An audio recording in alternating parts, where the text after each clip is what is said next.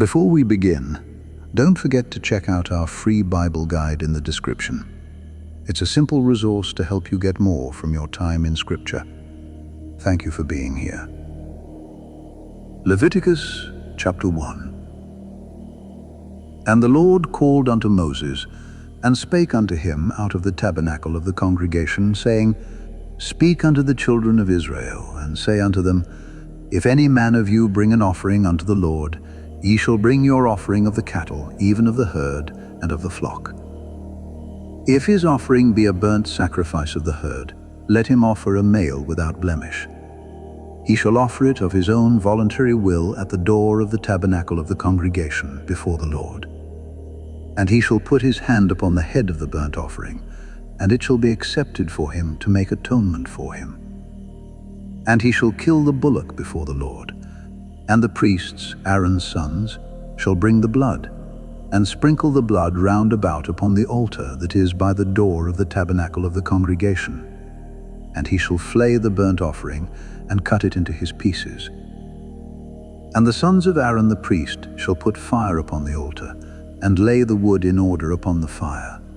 And the priests, Aaron's sons, shall lay the parts, the head, and the fat, in order upon the wood that is on the fire which is upon the altar.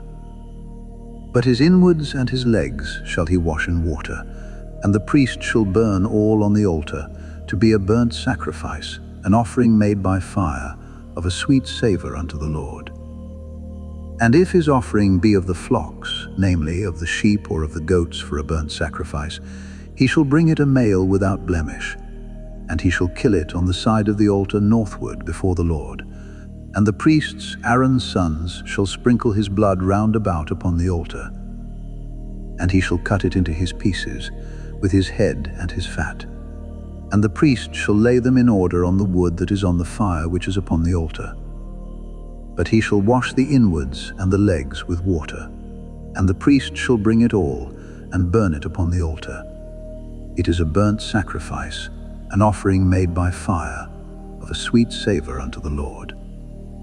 And if the burnt sacrifice for his offering to the Lord be of fowls, then he shall bring his offering of turtle doves, or of young pigeons. And the priest shall bring it unto the altar, and wring off his head, and burn it on the altar. And the blood thereof shall be wrung out at the side of the altar. And he shall pluck away his crop with his feathers, and cast it beside the altar on the east part, by the place of the ashes. And he shall cleave it with the wings thereof, but shall not divide it asunder. And the priest shall burn it upon the altar, upon the wood that is upon the fire. It is a burnt sacrifice, an offering made by fire, of a sweet savour unto the Lord.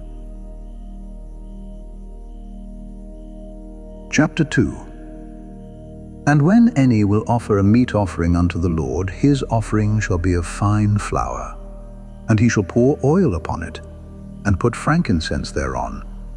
And he shall bring it to Aaron's sons the priests. And he shall take thereout his handful of the flour thereof, and of the oil thereof, with all the frankincense thereof. And the priest shall burn the memorial of it upon the altar, to be an offering made by fire, of a sweet savour unto the Lord. And the remnant of the meat offering shall be Aaron's and his sons. It is a thing most holy of the offerings of the Lord made by fire. And if thou bring an oblation of a meat offering baken in the oven, it shall be unleavened cakes of fine flour mingled with oil, or unleavened wafers anointed with oil.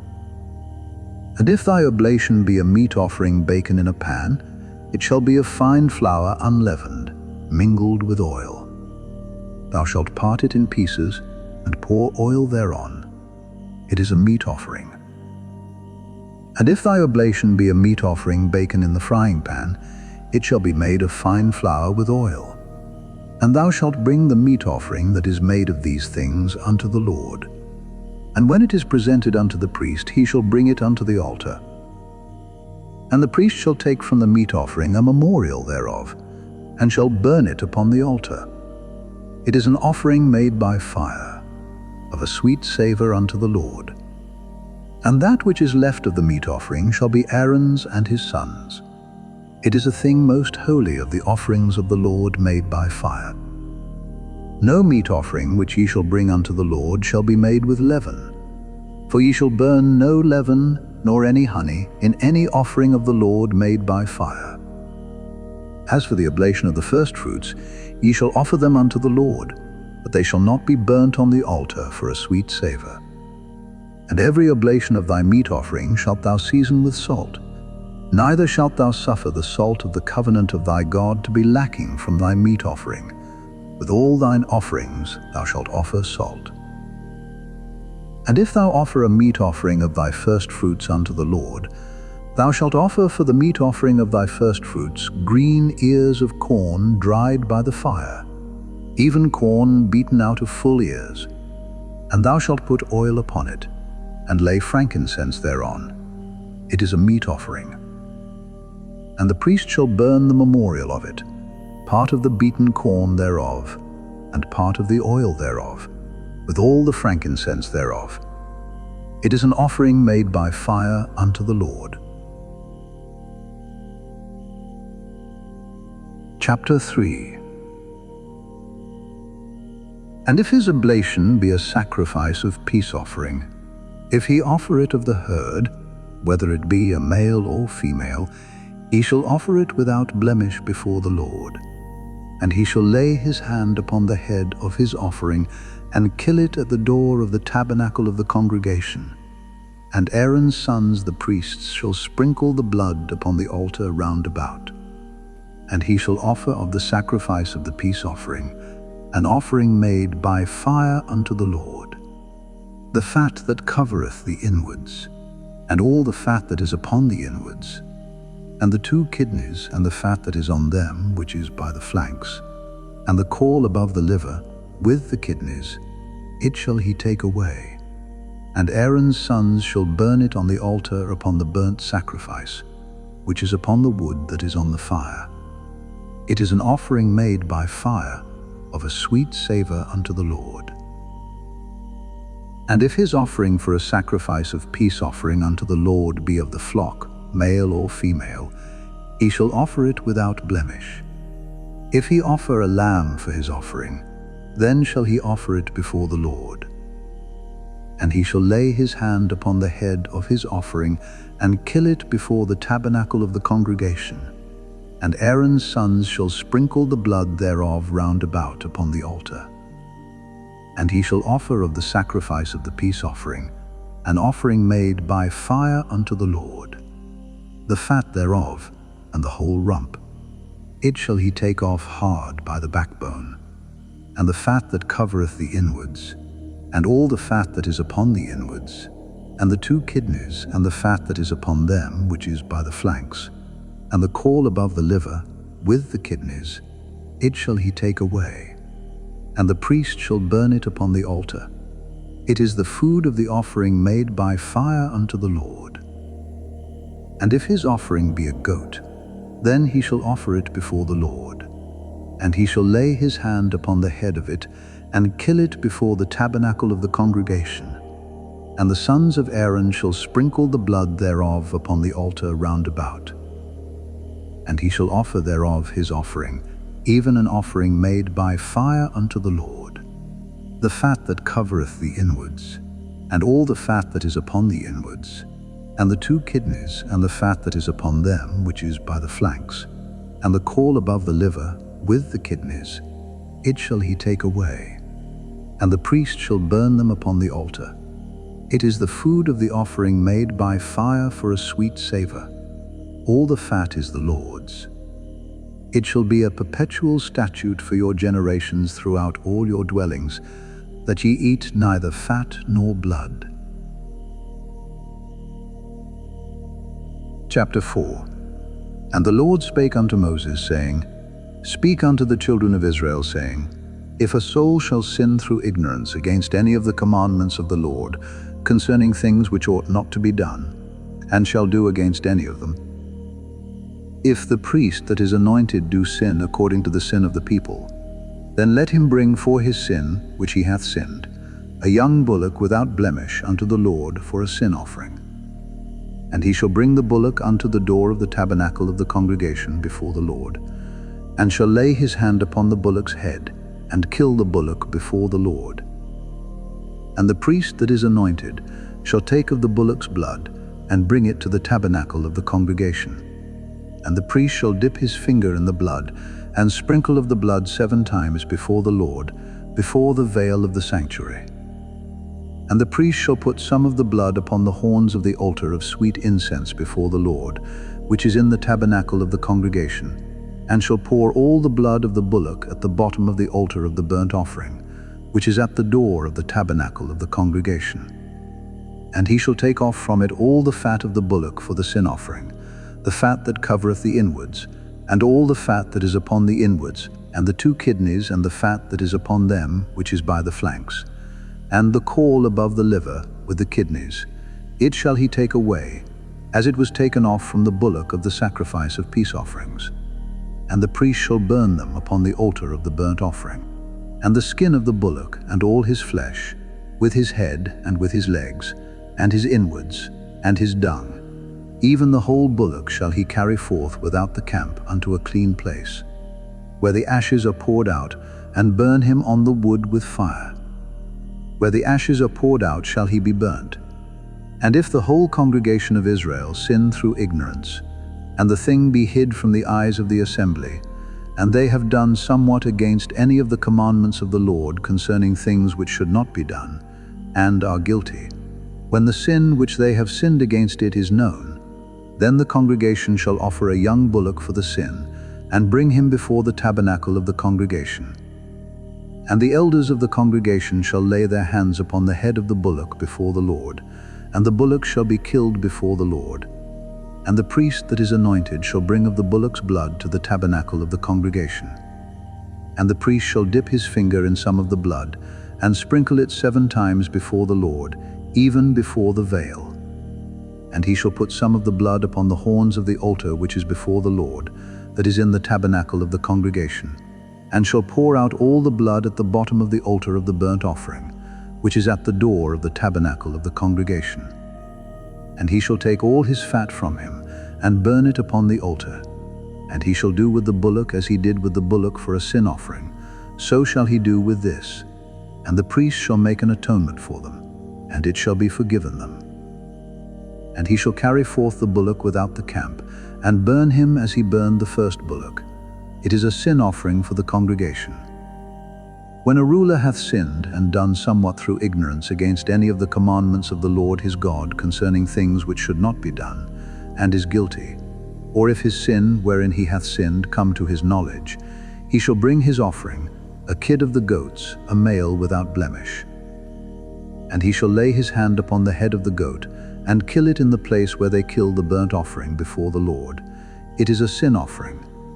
And the priest shall take of the blood of the sin offering with his finger, and put it upon the horns of the altar of burnt offering, and shall pour out his blood at the bottom of the altar of burnt offering. And he shall burn all his fat upon the altar, as the fat of the sacrifice of peace offerings. And the priest shall make an atonement for him, as concerning his sin, and it shall be forgiven him. And if any one of the common people sin through ignorance, while he doeth somewhat against any of the commandments of the Lord concerning things which ought not to be done, and be guilty, or if his sin which he hath sinned come to his knowledge, then he shall bring his offering, a kid of the goats, a female without blemish, for his sin which he hath sinned. And he shall lay his hand upon the head of the sin offering, and slay the sin offering in the place of the burnt offering. And the priest shall take of the blood thereof with his finger, and put it upon the horns of the altar of burnt offering, and shall pour out all the blood thereof at the bottom of the altar. And he shall take away all the fat thereof, as the fat is taken away from off the sacrifice of peace offerings. And the priest shall burn it upon the altar for a sweet savour unto the Lord. And the priest shall make an atonement for him, and it shall be forgiven him. And if he bring a lamb for a sin offering, he shall bring it a female without blemish. And he shall lay his hand upon the head of the sin offering, and slay it for a sin offering in the place where they kill the burnt offering. And the priest shall take of the blood of the sin offering with his finger, and put it upon the horns of the altar of burnt offering, and shall pour out all the blood thereof at the bottom of the altar. And he shall take away all the fat thereof, as the fat of the lamb is taken away from the sacrifice of the peace offerings. And the priest shall burn them upon the altar, according to the offerings made by fire unto the Lord. And the priest shall make an atonement for his sin that he hath committed, and it shall be forgiven him. Chapter 5. And if a soul sin, and hear the voice of swearing, and is a witness, whether he hath seen or known of it, if he do not utter it, then he shall bear his iniquity. Or if a soul touch any unclean thing, whether it be a carcass of an unclean beast, or a carcass of unclean cattle, or the carcass of unclean creeping things, and if it be hidden from him, he also shall be unclean and guilty. Or if he touch the uncleanness of man, whatsoever uncleanness it be, that a man shall be defiled withal, and it be hid from him, when he knoweth of it, then he shall be guilty. Or if a soul swear, pronouncing with his lips to do evil, or to do good, whatsoever it be that a man shall pronounce with an oath, and it be hid from him, when he knoweth of it, then he shall be guilty in one of these. And it shall be, when he shall be guilty in one of these things, that he shall confess that he hath sinned in that thing, and he shall bring his trespass offering unto the Lord for his sin which he hath sinned, a female from the flock, a lamb or a kid of the goats, for a sin offering. And the priest shall make an atonement for him concerning his sin. And if he be not able to bring a lamb, then he shall bring for his trespass which he hath committed 2 turtle doves or 2 young pigeons unto the Lord, one for a sin offering and the other for a burnt offering. And he shall bring them unto the priest, who shall offer that which is for the sin offering first, and wring off his head from his neck, but shall not divide it asunder. And he shall sprinkle of the blood of the sin offering upon the side of the altar, and the rest of the blood shall be wrung out at the bottom of the altar. It is a sin offering. And he shall offer the second for a burnt offering, according to the manner. And the priest shall make an atonement for him for his sin which he hath sinned, and it shall be forgiven him. But if he be not able to bring 2 turtle doves, or 2 young pigeons, then he that sinned shall bring for his offering the 10th part of an ephah of fine flour for a sin offering. He shall put no oil upon it, neither shall he put any frankincense thereon, for it is a sin offering. Then shall he bring it to the priest, and the priest shall take his handful of it, even a memorial thereof, and burn it on the altar, according to the offerings made by fire unto the Lord. It is a sin offering. And the priest shall make an atonement for him as touching his sin that he hath sinned in one of these, and it shall be forgiven him, and the remnant shall be the priest's as a meat offering. And the Lord spake unto Moses, saying, If a soul commit a trespass and sin through ignorance in the holy things of the Lord, then he shall bring for his trespass unto the Lord a ram without blemish out of the flocks, with thy estimation by shekels of silver, after the shekel of the sanctuary, for a trespass offering. And he shall make amends for the harm that he hath done in the holy thing, and shall add the 5th part thereto, and give it unto the priest. And the priest shall make an atonement for him with the ram of the trespass offering, and it shall be forgiven him.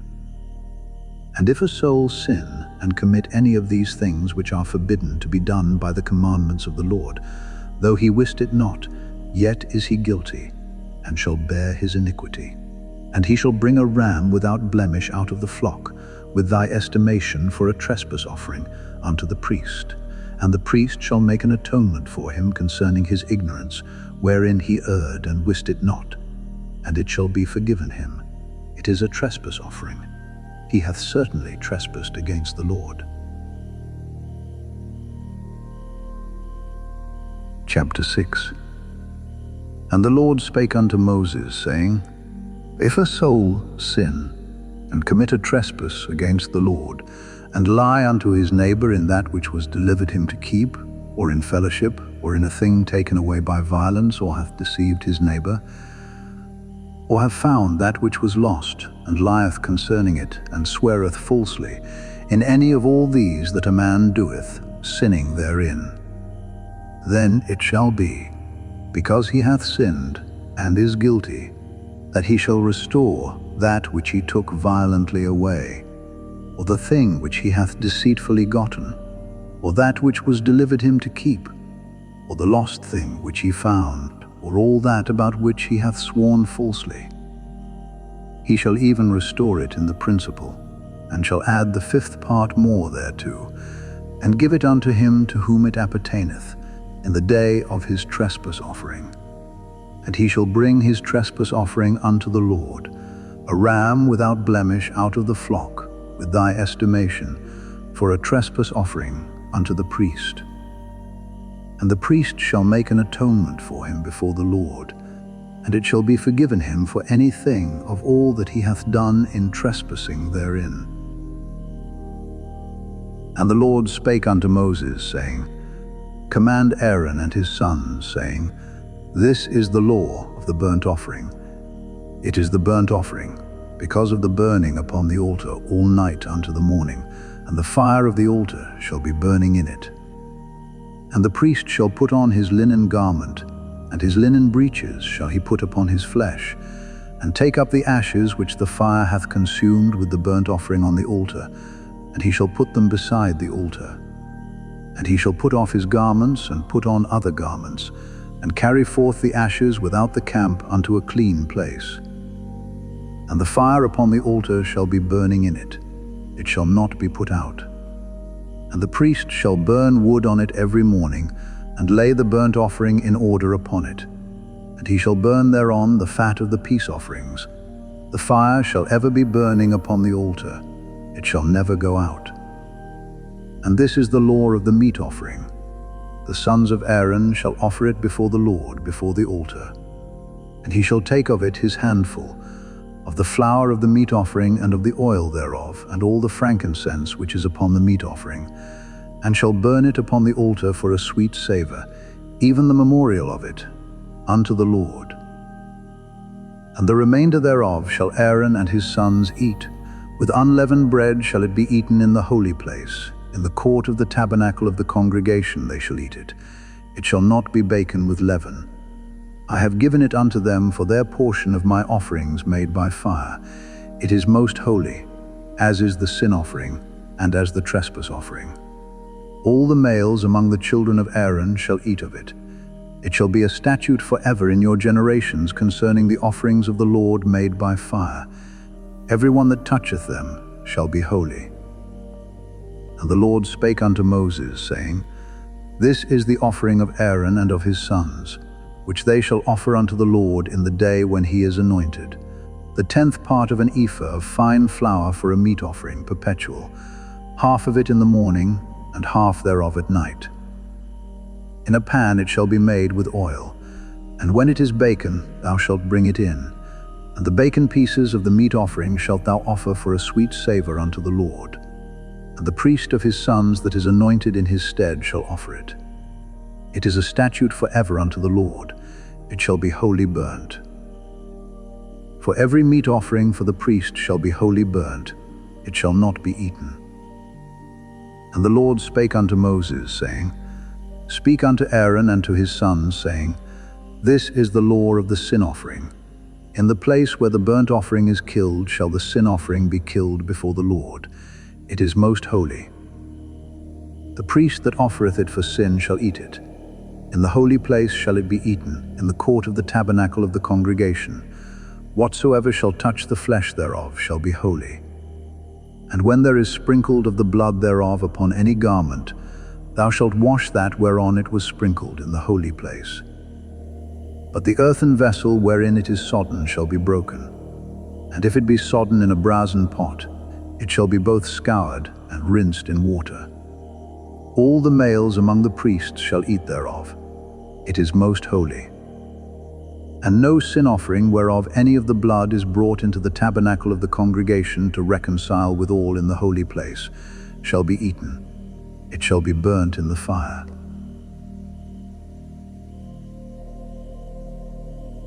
Chapter 7. Likewise, this is the law of the trespass offering. It is most holy. In the place where they kill the burnt offering, shall they kill the trespass offering. and the blood thereof shall he sprinkle round about upon the altar. And he shall offer of it all the fat thereof, the rump, and the fat that covereth the inwards, and the 2 kidneys, and the fat that is on them, which is by the flanks, and the caul that is above the liver, with the kidneys, it shall he take away. And the priest shall burn them upon the altar for an offering made by fire unto the Lord. It is a trespass offering. Every male among the priests shall eat thereof. It shall be eaten in the holy place. It is most holy. As the sin offering is, so is the trespass offering. There is one law for them. The priest that maketh atonement therewith shall have it. And the priest that offereth any man's burnt offering, even the priest shall have to himself the skin of the burnt offering which he hath offered. And all the meat offering that is baken in the oven, and all that is dressed in the frying pan and in the pan, shall be the priest's that offereth it. And every meat offering, mingled with oil and dry, shall all the sons of Aaron have, one as much as another. And this is the law of the sacrifice of peace offerings, which he shall offer unto the Lord. If he offer it for a thanksgiving, then he shall offer with the sacrifice of thanksgiving unleavened cakes mingled with oil, and unleavened wafers anointed with oil, and cakes mingled with oil of fine flour fried. Besides the cakes, he shall offer for his offering leavened bread with the sacrifice of thanksgiving of his peace offerings. And of it he shall offer one out of the whole oblation for an heave offering unto the Lord, and it shall be the priest's that sprinkleth the blood of the peace offerings. And the flesh of the sacrifice of his peace offerings for thanksgiving shall be eaten the same day that it is offered. He shall not leave any of it until the morning. But if the sacrifice of his offering be a vow, or a voluntary offering, it shall be eaten the same day that he offereth his sacrifice. And on the morrow also the remainder of it shall be eaten. But the remainder of the flesh of the sacrifice on the 3rd day shall be burnt with fire. And if any of the flesh of the sacrifice of his peace offerings be eaten at all on the 3rd day, it shall not be accepted, neither shall it be imputed unto him that offereth it. It shall be an abomination, and the soul that eateth of it shall bear his iniquity. And the flesh that toucheth any unclean thing shall not be eaten. It shall be burnt with fire. And as for the flesh, all that be clean shall eat thereof. But the soul that eateth of the flesh of the sacrifice of peace offerings, that pertain unto the Lord, having his uncleanness upon him, even that soul shall be cut off from his people. Moreover, the soul that shall touch any unclean thing, as the uncleanness of man, or any unclean beast, or any abominable unclean thing, and eat of the flesh of the sacrifice of peace offerings, which pertain unto the Lord, even that soul shall be cut off from his people. And the Lord spake unto Moses, saying, Speak unto the children of Israel, saying, Ye shall eat no manner of fat, of ox, or of sheep, or of goat. And the fat of the beast that dieth of itself, and the fat of that which is torn with beasts, may be used in any other use, but ye shall in no wise eat of it. For whosoever eateth the fat of the beast, of which men offer an offering made by fire unto the Lord, even the soul that eateth it shall be cut off from his people. Moreover, ye shall eat no manner of blood, whether it be of fowl or of beast, in any of your dwellings. Whatsoever soul it be that eateth any manner of blood, even that soul shall be cut off from his people. And the Lord spake unto Moses, saying, Speak unto the children of Israel, saying, He that offereth the sacrifice of his peace offerings unto the Lord shall bring his oblation unto the Lord of the sacrifice of his peace offerings. His own hands shall bring the offerings of the Lord made by fire, the fat with the breast, it shall he bring, that the breast may be waved for a wave offering before the Lord. And the priest shall burn the fat upon the altar, but the breast shall be Aaron's and his sons'. And the right shoulder shall ye give unto the priest for an heave offering of the sacrifices of your peace offerings.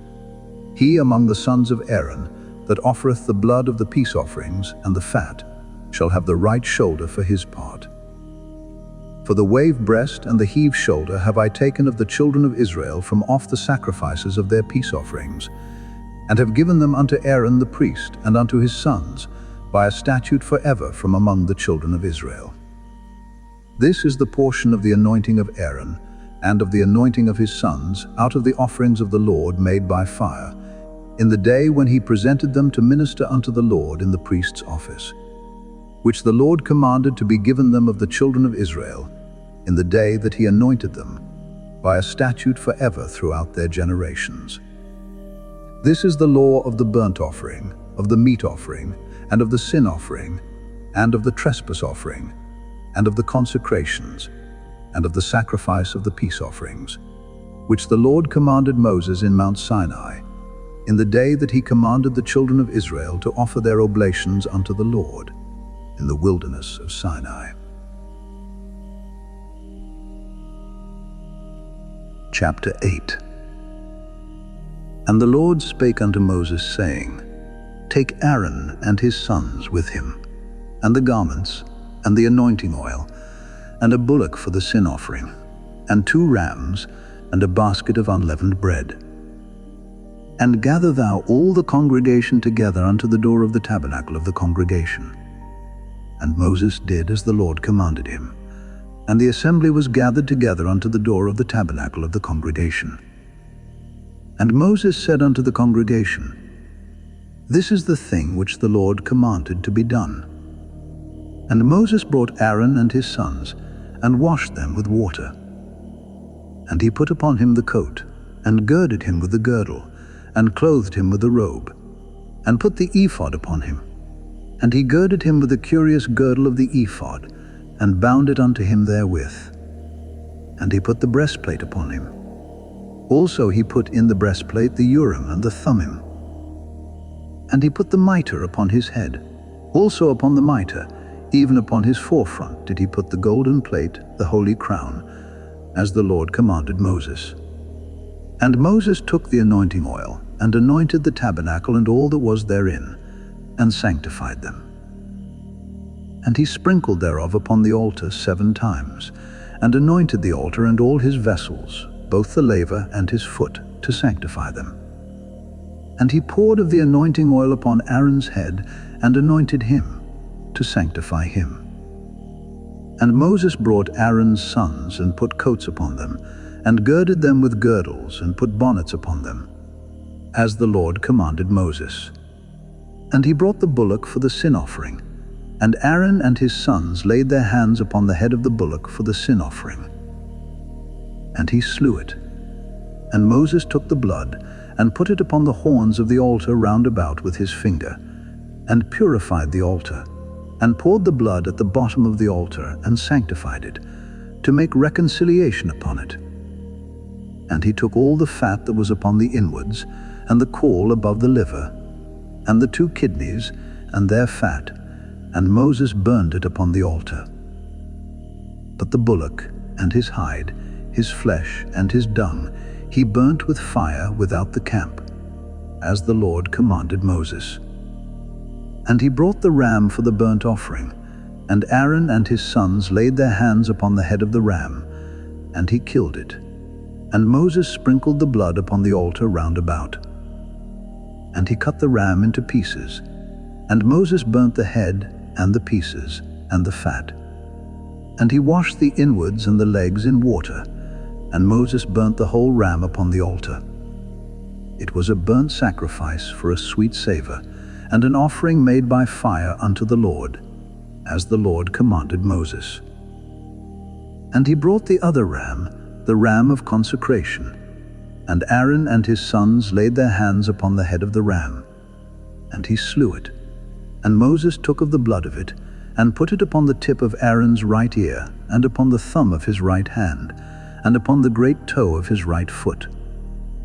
And he brought Aaron's sons, and Moses put of the blood upon the tip of their right ear, and upon the thumbs of their right hands, and upon the great toes of their right feet. And Moses sprinkled the blood upon the altar round about. And he took the fat, and the rump, and all the fat that was upon the inwards, and the caul above the liver, and the 2 kidneys, and their fat, and the right shoulder. And out of the basket of unleavened bread that was before the Lord, he took 1 unleavened cake, and a cake of oiled bread, and 1 wafer, and put them on the fat and upon the right shoulder. And he put all upon Aaron's hands, and upon his sons' hands, and waved them for a wave offering before the Lord. And Moses took them from off their hands, and burnt them on the altar upon the burnt offering. They were consecrations for a sweet savor. It is an offering made by fire unto the Lord. And Moses took the breast, and waved it for a wave offering before the Lord. For of the ram of consecration it was Moses' part, as the Lord commanded Moses. And Moses took of the anointing oil, and of the blood which was upon the altar, and sprinkled it upon Aaron, and upon his garments, and upon his sons, and upon his sons' garments with him, and sanctified Aaron, and his garments, and his sons garments with him. And Moses said unto Aaron and to his sons, Boil the flesh at the door of the tabernacle of the congregation, and there eat it with the bread that is in the basket of consecrations, as I commanded, saying, Aaron and his sons shall eat it. And that which remaineth of the flesh and of the bread shall ye burn with fire. And ye shall not go out of the door of the tabernacle of the congregation in 7 days, until the days of your consecration be at an end. For 7 days shall he consecrate you. As he hath done this day, so the Lord hath commanded to do, to make an atonement for you. Therefore shall ye abide at the door of the tabernacle of the congregation day and night 7 days, and keep the charge of the Lord, that ye die not, for so I am commanded. So Aaron and his sons did all things which the Lord commanded by the hand of Moses. Chapter 9. And it came to pass on the 8th day that Moses called Aaron and his sons, and the elders of Israel. And he said unto Aaron, Take thee a young calf for a sin offering, and a ram for a burnt offering, without blemish, and offer them before the Lord. And unto the children of Israel thou shalt speak, saying, Take ye a kid of the goats for a sin offering, and a calf and a lamb, both of the first year, without blemish, for a burnt offering, also a bullock and a ram for peace offerings, to sacrifice before the Lord, and a meat offering mingled with oil, for today the Lord will appear unto you. And they brought that which Moses commanded before the tabernacle of the congregation. And all the congregation drew near, and stood before the Lord. And Moses said, This is the thing which the Lord commanded that ye should do, and the glory of the Lord shall appear unto you. And Moses said unto Aaron, Go unto the altar, and offer thy sin offering, and thy burnt offering, and make an atonement for thyself and for the people, and offer the offering of the people, and make an atonement for them, as the Lord commanded. Aaron therefore went unto the altar, and slew the calf of the sin offering, which was for himself. And the sons of Aaron brought the blood unto him, and he dipped his finger in the blood, and put it upon the horns of the altar, and poured out the blood at the bottom of the altar. But the fat, and the kidneys, and the caul above the liver of the sin offering, he burnt upon the altar, as the Lord commanded Moses. And the flesh and the hide he burnt with fire without the camp. And he slew the burnt offering. And Aaron's sons presented unto him the blood, which he sprinkled round about upon the altar. And they presented the burnt offering unto him, with the pieces thereof, and the head. And he burnt them upon the altar. And he did wash the inwards and the legs, and burnt them upon the burnt offering on the altar. And he brought the people's offering, and took the goat which was the sin offering for the people, and slew it, and offered it for sin, as the first. And he brought the burnt offering, and offered it according to the manner. And he brought the meat offering, and took an handful thereof, and burnt it upon the altar, beside the burnt sacrifice of the morning. He slew also the bullock and the ram for a sacrifice of peace offerings, which was for the people. And Aaron's sons presented unto him the blood, which he sprinkled upon the altar round about, and the fat of the bullock and of the ram, the rump and that which covereth the inwards, and the kidneys, and the caul above the liver. And they put the fat upon the breasts, and he burnt the fat upon the altar. And the breasts and the right shoulder Aaron waved for a wave offering before the Lord, as Moses commanded. And Aaron lifted up his hand toward the people, and blessed them, and came down from offering of the sin offering, and the burnt offering, and peace offerings. And Moses and Aaron went into the tabernacle of the congregation, and came out, and blessed the people. And the glory of the Lord appeared unto all the people. And there came a fire out from before the Lord, and consumed upon the altar the burnt offering, and the fat, which when all the people saw, they shouted, and fell on their faces. Chapter 10. And Nadab and Abihu, the sons of Aaron, took either of them his censer, and put fire therein, and put incense thereon, and offered strange fire before the Lord, which he commanded them not. And there went out fire from the Lord, and devoured them, and they died before the Lord. Then Moses said unto Aaron, This is it that the Lord spake, saying, I will be sanctified in them that come nigh me, and before all the people I will be glorified. And Aaron held his peace. And Moses called Mishael and Elzaphan, the sons of Uzziel, the uncle of Aaron, and said unto them, Come near, carry your brethren from before the sanctuary out of the camp. So they went near, and carried them in their coats out of the camp, as Moses had said. And Moses said unto Aaron, and unto Eleazar, and unto Ithamar his sons, Uncover not your heads, neither rend your clothes, lest ye die, and lest wrath come upon all the people. But let your brethren, the whole house of Israel, bewail the burning which the Lord hath kindled. And ye shall not go out from the door of the tabernacle of the congregation, lest ye die. For the anointing oil of the Lord is upon you. And they did according to the word of Moses. And the Lord spake unto Aaron, saying, Do not drink wine nor strong drink, thou nor thy sons with thee, when ye go into the tabernacle of the congregation, lest ye die. It shall be a statute forever throughout your generations. And that ye may put difference between holy and unholy, and between unclean and clean, and that ye may teach the children of Israel all the statutes which the Lord hath spoken unto them by the hand of Moses. And Moses spake unto Aaron, and unto Eleazar, and unto Ithamar his sons that were left, Take the meat offering that remaineth of the offerings of the Lord made by fire, and eat it without leaven beside the altar, for it is most holy. And ye shall eat it in the holy place, because it is thy due, and thy son's due, of the sacrifices of the Lord made by fire, for so I am commanded. And the wave breast and heave shoulder shall ye eat in a clean place, thou and thy sons and thy daughters with thee, for they be thy due, and thy sons' due, which are given out of the sacrifices of peace offerings of the children of Israel. The heave shoulder and the wave breast shall they bring with the offerings made by fire of the fat, to wave it for a wave offering before the Lord.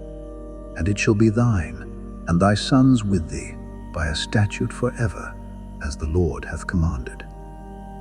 And Moses diligently sought the goat of the sin offering, and behold, it was burnt. And he was angry with Eleazar and Ithamar, the sons of Aaron, which were left alive, saying, Wherefore have ye not eaten the sin offering in the holy place, seeing it is most holy? And God hath given it you to bear the iniquity of the congregation, to make atonement for them before the Lord. Behold, the blood of it was not brought in within the holy place. Ye should indeed have eaten it in the holy place, as I commanded.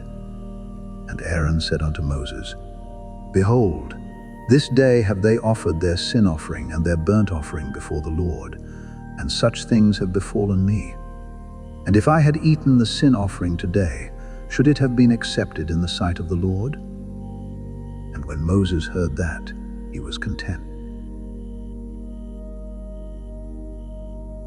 Chapter 11.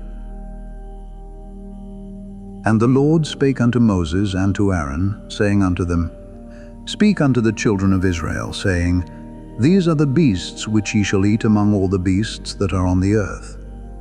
Whatsoever parteth the hoof, and is cloven-footed, and cheweth the cud, among the beasts, that shall ye eat.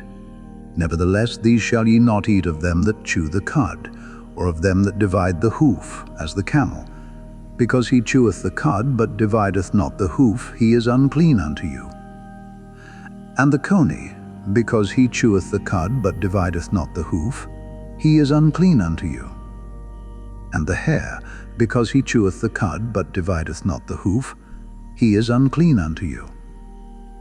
And the swine, though he divide the hoof, and be cloven-footed, yet he cheweth not the cud, he is unclean to you.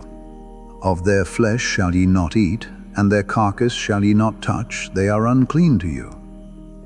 These shall ye eat of all that are in the waters, whatsoever hath fins and scales in the waters, in the seas and in the rivers, them shall ye eat. And all that have not fins and scales in the seas and in the rivers, of all that move in the waters, and of any living thing which is in the waters, they shall be an abomination unto you. They shall be even an abomination unto you. Ye shall not eat of their flesh, but ye shall have their carcasses in abomination. Whatsoever hath no fins nor scales in the waters, that shall be an abomination unto you. And these are they which ye shall have in abomination among the fowls. They shall not be eaten, they are an abomination. The eagle, and the ossifrage, and the osprey, and the vulture, and the kite after his kind, every raven after his kind, and the owl, and the nighthawk, and the cuckoo, and the hawk after his kind, and the little owl, and the cormorant and the great owl, and the swan, and the pelican, and the gyre-eagle, and the stork, the heron after her kind, and the lapwing, and the bat. All fowls that creep, going upon all four, shall be an abomination unto you. Yet these may ye eat of every flying creeping thing that goeth upon all four, which have legs above their feet, to leap withal upon the earth, even these of them ye may eat. The locust after his kind, and the bald locust after his kind, and the beetle after his kind, and the grasshopper after his kind. But all other flying creeping things which have 4 feet shall be an abomination unto you. And for these ye shall be unclean. Whosoever toucheth the carcass of them shall be unclean until the even. And whosoever beareth aught of the carcass of them shall wash his clothes, and be unclean until the even. The carcasses of every beast which divideth the hoof, and is not cloven-footed, nor cheweth the cud, are unclean unto you. Every one that toucheth them shall be unclean. And whatsoever goeth upon his paws among all manner of beasts that go on all 4, those are unclean unto you. Whoso toucheth their carcass shall be unclean until the even. And he that beareth the carcass of them shall wash his clothes, and be unclean until the even. They are unclean unto you.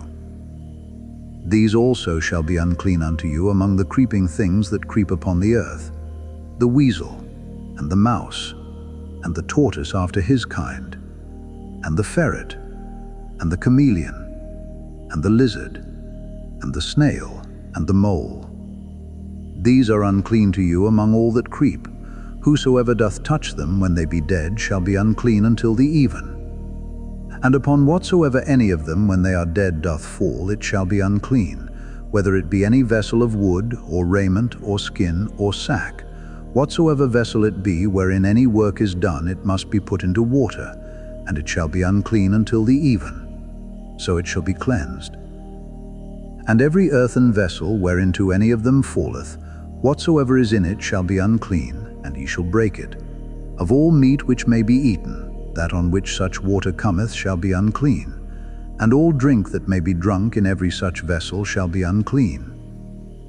And everything whereupon any part of their carcass falleth shall be unclean, whether it be oven or ranges for pots, they shall be broken down, for they are unclean, and shall be unclean unto you. Nevertheless a fountain or pit wherein there is plenty of water shall be clean, but that which toucheth their carcass shall be unclean. And if any part of their carcass fall upon any sowing seed which is to be sown, it shall be clean. But if any water be put upon the seed, and any part of their carcass fall thereon, it shall be unclean unto you.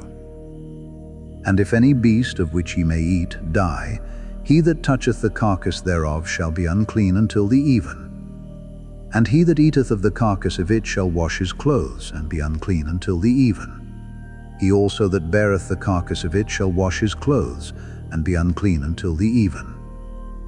And every creeping thing that creepeth upon the earth shall be an abomination, it shall not be eaten. Whatsoever goeth upon the belly, and whatsoever goeth upon all four, or whatsoever hath more feet among all creeping things that creep upon the earth, them ye shall not eat, for they are an abomination. Ye shall not make yourselves abominable with any creeping thing that creepeth, neither shall ye make yourselves unclean with them, that ye should be defiled thereby. For I am the Lord your God. Ye shall therefore sanctify yourselves, and ye shall be holy, for I am holy. Neither shall ye defile yourselves with any manner of creeping thing that creepeth upon the earth. For I am the Lord that bringeth you up out of the land of Egypt, to be your God. Ye shall therefore be holy, for I am holy. This is the law of the beasts, and of the fowl, and of every living creature that moveth in the waters, and of every creature that creepeth upon the earth, to make a difference between the unclean and the clean, and between the beast that may be eaten and the beast that may not be eaten. Chapter 12. And the Lord spake unto Moses, saying, Speak unto the children of Israel, saying, If a woman have conceived seed and born a man-child, then she shall be unclean 7 days. According to the days of the separation for her infirmity shall she be unclean. And in the 8th day the flesh of his foreskin shall be circumcised. And she shall then continue in the blood of her purifying 33 days. She shall touch no hallowed thing, nor come into the sanctuary, until the days of her purifying be fulfilled. But if she bear a maid child, then she shall be unclean 2 weeks, as in her separation. And she shall continue in the blood of her purifying 66 days. And when the days of her purifying are fulfilled, for a son or for a daughter, she shall bring a lamb of the first year for a burnt offering, and a young pigeon or a turtle dove for a sin offering, unto the door of the tabernacle of the congregation unto the priest, who shall offer it before the Lord, and make an atonement for her. And she shall be cleansed from the issue of her blood. This is the law for her that hath borne a male or a female. And if she be not able to bring a lamb, then she shall bring 2 turtles or 2 young pigeons, the one for the burnt offering, and the other for a sin offering. And the priest shall make an atonement for her, and she shall be clean. Chapter 13. And the Lord spake unto Moses and Aaron, saying, When a man shall have in the skin of his flesh a rising, a scab, or bright spot, and it be in the skin of his flesh like the plague of leprosy, then he shall be brought unto Aaron the priest, or unto one of his sons the priests. And the priest shall look on the plague in the skin of the flesh. And when the hair in the plague is turned white, and the plague in sight be deeper than the skin of his flesh, it is a plague of leprosy. And the priest shall look on him, and pronounce him unclean. If the bright spot be white in the skin of his flesh, and in sight be not deeper than the skin, and the hair thereof be not turned white, then the priest shall shut up him that hath the plague 7 days. And the priest shall look on him the 7th day. And behold, if the plague in his sight be at a stay, and the plague spread not in the skin, then the priest shall shut him up 7 days more. And the priest shall look on him again the 7th day. And behold, If the plague be somewhat dark, and the plague spread not in the skin, the priest shall pronounce him clean. It is but a scab, and he shall wash his clothes and be clean. But if the scab spread much abroad in the skin, after that he hath been seen of the priest for his cleansing, he shall be seen of the priest again. And if the priest see that, behold, the scab spreadeth in the skin, then the priest shall pronounce him unclean. It is a leprosy. When the plague of leprosy is in a man, then he shall be brought unto the priest, and the priest shall see him.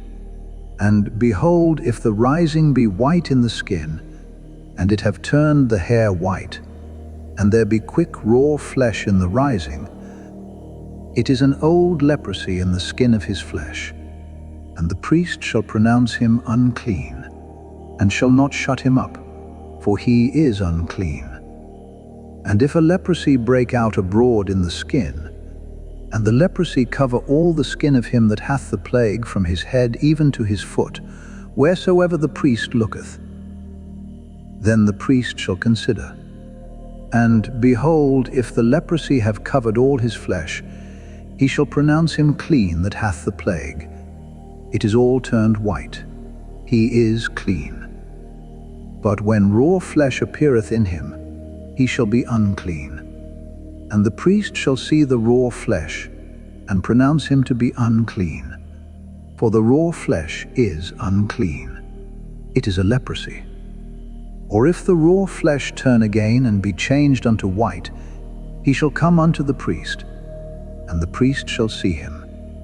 And behold, if the plague be turned into white, then the priest shall pronounce him clean that hath the plague. He is clean. The flesh also, in which even in the skin thereof was a boil, and is healed. And in the place of the boil there be a white rising, or a bright spot, white, and somewhat reddish, and it be shewed to the priest. And if, when the priest seeth it, behold, it be in sight lower than the skin, and the hair thereof be turned white, the priest shall pronounce him unclean. It is a plague of leprosy broken out of the boil. But if the priest look on it, and behold, there be no white hairs therein, and if it be not lower than the skin, but be somewhat dark, then the priest shall shut him up 7 days. And if it spread much abroad in the skin, then the priest shall pronounce him unclean. It is a plague. But if the bright spot stay in his place, and spread not, it is a burning boil, and the priest shall pronounce him clean. Or if there be any flesh in the skin whereof there is a hot burning, and the quick flesh that burneth have a white bright spot, somewhat reddish or white, then the priest shall look upon it, and behold, if the hair in the bright spot be turned white, and it be in sight deeper than the skin, it is a leprosy broken out of the burning. Wherefore the priest shall pronounce him unclean. It is the plague of leprosy. But if the priest look on it, and behold, there be no white hair in the bright spot, and it be no lower than the other skin, but be somewhat dark, then the priest shall shut him up 7 days. And the priest shall look upon him the 7th day. And if it be spread much abroad in the skin, then the priest shall pronounce him unclean. It is the plague of leprosy. And if the bright spot stay in his place, and spread not in the skin, but it be somewhat dark, it is a rising of the burning, and the priest shall pronounce him clean, for it is an inflammation of the burning. If a man or woman have a plague upon the head or the beard, then the priest shall see the plague. And behold, if it be in sight deeper than the skin, and there be in it a yellow thin hair, then the priest shall pronounce him unclean. It is a dry scall, even a leprosy upon the head or beard. And if the priest look on the plague of the scall, and behold, it be not in sight deeper than the skin, and that there is no black hair in it, then the priest shall shut up him that hath the plague of the scall 7 days. And in the 7th day the priest shall look on the plague. And behold, if the scall spread not, and there be in it no yellow hair, and the scall be not in sight deeper than the skin, he shall be shaven, but the scall shall he not shave. And the priest shall shut up him that hath the scall 7 days more. And in the 7th day the priest shall look on the scall. And behold, if the scall be not spread in the skin, nor be in sight deeper than the skin, then the priest shall pronounce him clean, and he shall wash his clothes, and be clean. But if the scall spread much in the skin after his cleansing, then the priest shall look on him, and behold, if the scall be spread in the skin, the priest shall not seek for yellow hair, he is unclean. But if the scall be in his sight at a stay, and that there is black hair grown up therein, the scall is healed, he is clean, and the priest shall pronounce him clean. If a man also or a woman have in the skin of their flesh bright spots, even white bright spots, then the priest shall look, and behold, if the bright spots in the skin of their flesh be darkish white, it is a freckled spot that groweth in the skin. He is clean. And the man whose hair is fallen off his head, he is bald, yet is he clean. And he that hath his hair fallen off from the part of his head toward his face, he is forehead bald, yet is he clean. And if there be in the bald head or bald forehead a white reddish sore, it is a leprosy sprung up in his bald head or his bald forehead. Then the priest shall look upon it, and behold, if the rising of the sore be white reddish in his bald head, or in his bald forehead, as the leprosy appeareth in the skin of the flesh, he is a leprous man, he is unclean. The priest shall pronounce him utterly unclean. His plague is in his head. And the leper in whom the plague is, his clothes shall be rent, and his head bare, and he shall put a covering upon his upper lip, and shall cry, Unclean, unclean. All the days wherein the plague shall be in him, he shall be defiled. He is unclean. He shall dwell alone. Without the camp shall his habitation be. The garment also that the plague of leprosy is in, whether it be a woolen garment or a linen garment, whether it be in the warp or woof of linen or of woolen, whether in a skin or in anything made of skin. And if the plague be greenish or reddish in the garment or in the skin, either in the warp or in the woof, or in anything of skin, it is a plague of leprosy, and shall be shewed unto the priest. And the priest shall look upon the plague, and shut up it that hath the plague 7 days. And he shall look on the plague on the 7th day. If the plague be spread in the garment, either in the warp or in the woof, or in a skin, or in any work that is made of skin, the plague is a fretting leprosy, it is unclean. He shall therefore burn that garment, whether warp or woof, in woolen or in linen, or anything of skin, wherein the plague is, for it is a fretting leprosy, it shall be burnt in the fire. And if the priest shall look, and behold, the plague be not spread in the garment, either in the warp or in the woof, or in anything of skin, then the priest shall command that they wash the thing wherein the plague is, and he shall shut it up 7 days more. And the priest shall look on the plague, after that it is washed, and behold, if the plague have not changed his color, and the plague be not spread, it is unclean. Thou shalt burn it in the fire. It is fret inward, whether it be bare within or without. And if the priest look, and behold, the plague be somewhat dark after the washing of it, then he shall rend it out of the garment, or out of the skin, or out of the warp, or out of the woof.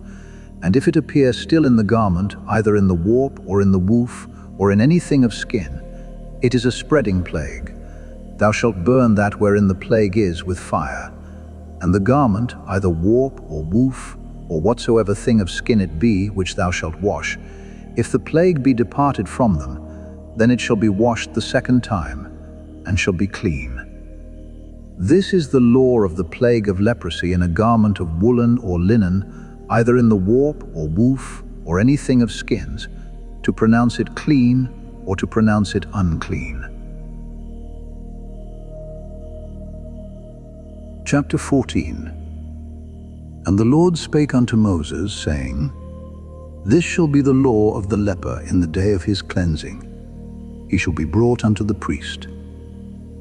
And the priest shall go forth out of the camp, and the priest shall look, and behold, if the plague of leprosy be healed in the leper, then shall the priest command to take for him that is to be cleansed 2 birds alive and clean, and cedar wood, and scarlet, and hyssop. And the priest shall command that one of the birds be killed in an earthen vessel over running water. As for the living bird, he shall take it, and the cedar wood, and the scarlet, and the hyssop, and shall dip them and the living bird in the blood of the bird that was killed over the running water. And he shall sprinkle upon him that is to be cleansed from the leprosy 7 times, and shall pronounce him clean, and shall let the living bird loose into the open field.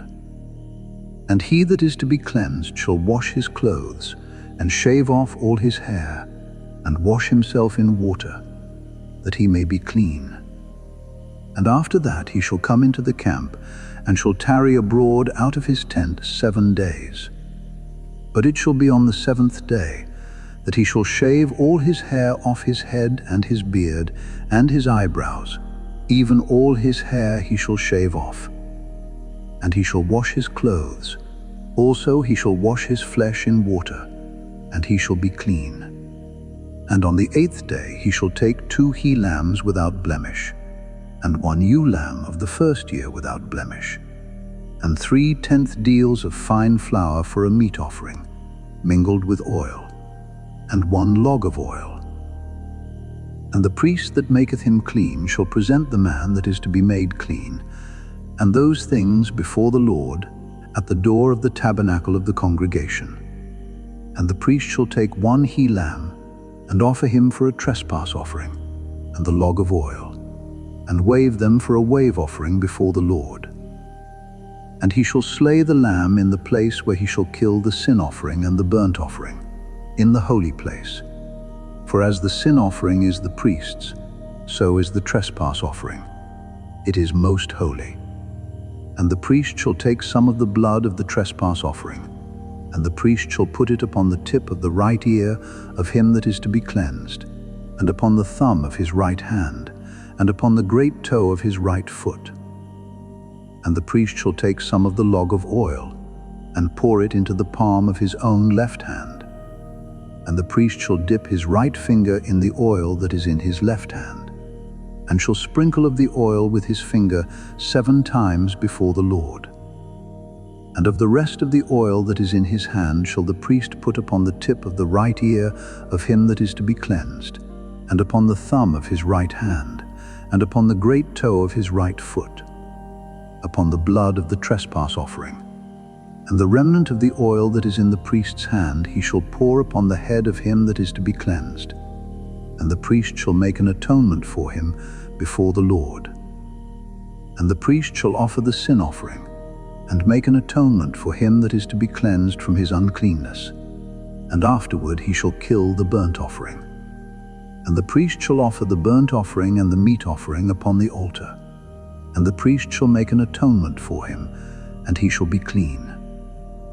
And if he be poor, and cannot get so much, then he shall take 1 lamb for a trespass offering to be waved, to make an atonement for him, and 1 tenth deal of fine flour mingled with oil for a meat offering, and a log of oil, and 2 turtle doves, or 2 young pigeons such as he is able to get.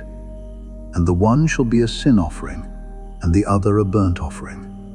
And he shall bring them on the 8th day for his cleansing unto the priest, unto the door of the tabernacle of the congregation, before the Lord. And the priest shall take the lamb of the trespass offering, and the log of oil, and the priest shall wave them for a wave offering before the Lord. And he shall kill the lamb of the trespass offering, and the priest shall take some of the blood of the trespass offering, and put it upon the tip of the right ear of him that is to be cleansed, and upon the thumb of his right hand, and upon the great toe of his right foot. And the priest shall pour of the oil into the palm of his own left hand. And the priest shall sprinkle with his right finger some of the oil that is in his left hand 7 times before the Lord. And the priest shall put of the oil that is in his hand upon the tip of the right ear of him that is to be cleansed, and upon the thumb of his right hand, and upon the great toe of his right foot, upon the place of the blood of the trespass offering. And the rest of the oil that is in the priest's hand he shall put upon the head of him that is to be cleansed, to make an atonement for him before the Lord. And he shall offer the one of the turtle doves, or of the young pigeons, such as he can get, even such as he is able to get, the one for a sin offering, and the other for a burnt offering, with the meat offering. And the priest shall make an atonement for him that is to be cleansed before the Lord. This is the law of him in whom is the plague of leprosy, whose hand is not able to get that which pertaineth to his cleansing. And the Lord spake unto Moses and unto Aaron, saying, When ye be come into the land of Canaan, which I give to you for a possession, and I put the plague of leprosy in a house of the land of your possession, and he that owneth the house shall come and tell the priest, saying, It seemeth to me there is as it were a plague in the house.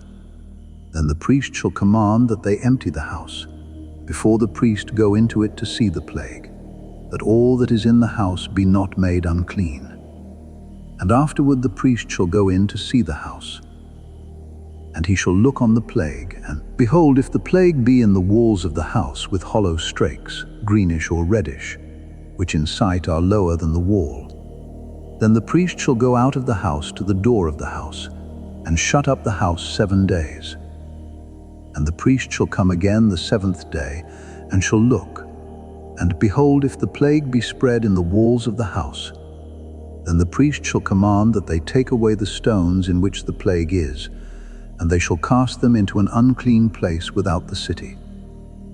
And he shall cause the house to be scraped within round about, and they shall pour out the dust that they scrape off without the city into an unclean place. And they shall take other stones, and put them in the place of those stones. And he shall take other mortar, and shall plaister the house. And if the plague come again and break out in the house, after that he hath taken away the stones, and after he hath scraped the house, and after it is plaistered, then the priest shall come and look, and behold, if the plague be spread in the house, it is a fretting leprosy in the house, it is unclean. And he shall break down the house, the stones of it, and the timber thereof, and all the mortar of the house. And he shall carry them forth out of the city into an unclean place.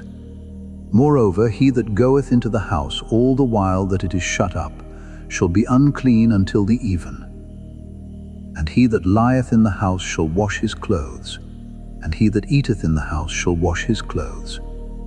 And if the priest shall come in and look upon it, and behold, the plague hath not spread in the house, after the house was plaistered, then the priest shall pronounce the house clean, because the plague is healed. And he shall take to cleanse the house 2 birds, and cedar wood, and scarlet, and hyssop. And he shall kill the one of the birds in an earthen vessel over running water. And he shall take the cedar wood, and the hyssop, and the scarlet, and the living bird, and dip them in the blood of the slain bird, and in the running water, and sprinkle the house 7 times. And he shall cleanse the house with the blood of the bird, and with the running water, and with the living bird, and with the cedar wood, and with the hyssop, and with the scarlet. But he shall let go the living bird out of the city into the open fields, and make an atonement for the house, and it shall be clean. This is the law for all manner of plague of leprosy, and scurll, and for the leprosy of a garment, and of a house, and for a rising, and for a scab, and for a bright spot, to teach when it is unclean and when it is clean. This is the law of leprosy. Chapter 15. And the Lord spake unto Moses and to Aaron, saying, Speak unto the children of Israel, and say unto them, When any man hath a running issue out of his flesh, because of his issue he is unclean. And this shall be his uncleanness in his issue, whether his flesh run with his issue, or his flesh be stopped from his issue. it is his uncleanness. Every bed whereon he lieth that hath the issue is unclean, and every thing whereon he sitteth shall be unclean. And whosoever toucheth his bed shall wash his clothes, and bathe himself in water, and be unclean until the even. And he that sitteth on anything whereon he sat that hath the issue shall wash his clothes, and bathe himself in water, and be unclean until the even. And he that toucheth the flesh of him that hath the issue shall wash his clothes, and bathe himself in water, and be unclean until the even. And if he that hath the issue spit upon him that is clean, then he shall wash his clothes, and bathe himself in water, and be unclean until the even. And what saddle soever he rideth upon that hath the issue shall be unclean. And whosoever toucheth anything that was under him shall be unclean until the even. And he that beareth any of those things shall wash his clothes, and bathe himself in water, and be unclean until the even. And whomsoever he toucheth that hath the issue, and hath not rinsed his hands in water, he shall wash his clothes, and bathe himself in water, and be unclean until the even. And the vessel of earth that he toucheth which hath the issue shall be broken, and every vessel of wood shall be rinsed in water. And when he that hath an issue is cleansed of his issue, then he shall number to himself 7 days for his cleansing, and wash his clothes, and bathe his flesh in running water, and shall be clean. And on the 8th day he shall take to him 2 turtle doves, or 2 young pigeons, and come before the Lord unto the door of the tabernacle of the congregation, and give them unto the priest. And the priest shall offer them, the one for a sin offering, and the other for a burnt offering. And the priest shall make an atonement for him before the Lord for his issue. And if any man's seed of copulation go out from him, then he shall wash all his flesh in water, and be unclean until the even. And every garment and every skin whereon is the seed of copulation shall be washed with water, and be unclean until the even. The woman also with whom man shall lie with seed of copulation, they shall both bathe themselves in water, and be unclean until the even. And if a woman have an issue, and her issue in her flesh be blood, she shall be put apart 7 days, and whosoever toucheth her shall be unclean until the even. And everything that she lieth upon in her separation shall be unclean. Everything also that she sitteth upon shall be unclean. And whosoever toucheth her bed shall wash his clothes, and bathe himself in water, and be unclean until the even. And whosoever toucheth anything that she sat upon shall wash his clothes, and bathe himself in water, and be unclean until the even. And if it be on her bed, or on anything whereon she sitteth, when he toucheth it, he shall be unclean until the even. And if any man lie with her at all, and her flowers be upon him, he shall be unclean 7 days, and all the bed whereon he lieth shall be unclean. And if a woman have an issue of her blood many days out of the time of her separation, or if it run beyond the time of her separation, all the days of the issue of her uncleanness shall be as the days of her separation. She shall be unclean. Every bed whereon she lieth all the days of her issue shall be unto her as the bed of her separation, and whatsoever she sitteth upon shall be unclean, as the uncleanness of her separation. And whosoever toucheth those things shall be unclean, and shall wash his clothes, and bathe himself in water, and be unclean until the even. But if she be cleansed of her issue, then she shall number to herself 7 days, and after that she shall be clean. And on the 8th day she shall take unto her 2 turtles, or 2 young pigeons, and bring them unto the priest, to the door of the tabernacle of the congregation. And the priest shall offer the one for a sin offering, and the other for a burnt offering. And the priest shall make an atonement for her before the Lord for the issue of her uncleanness.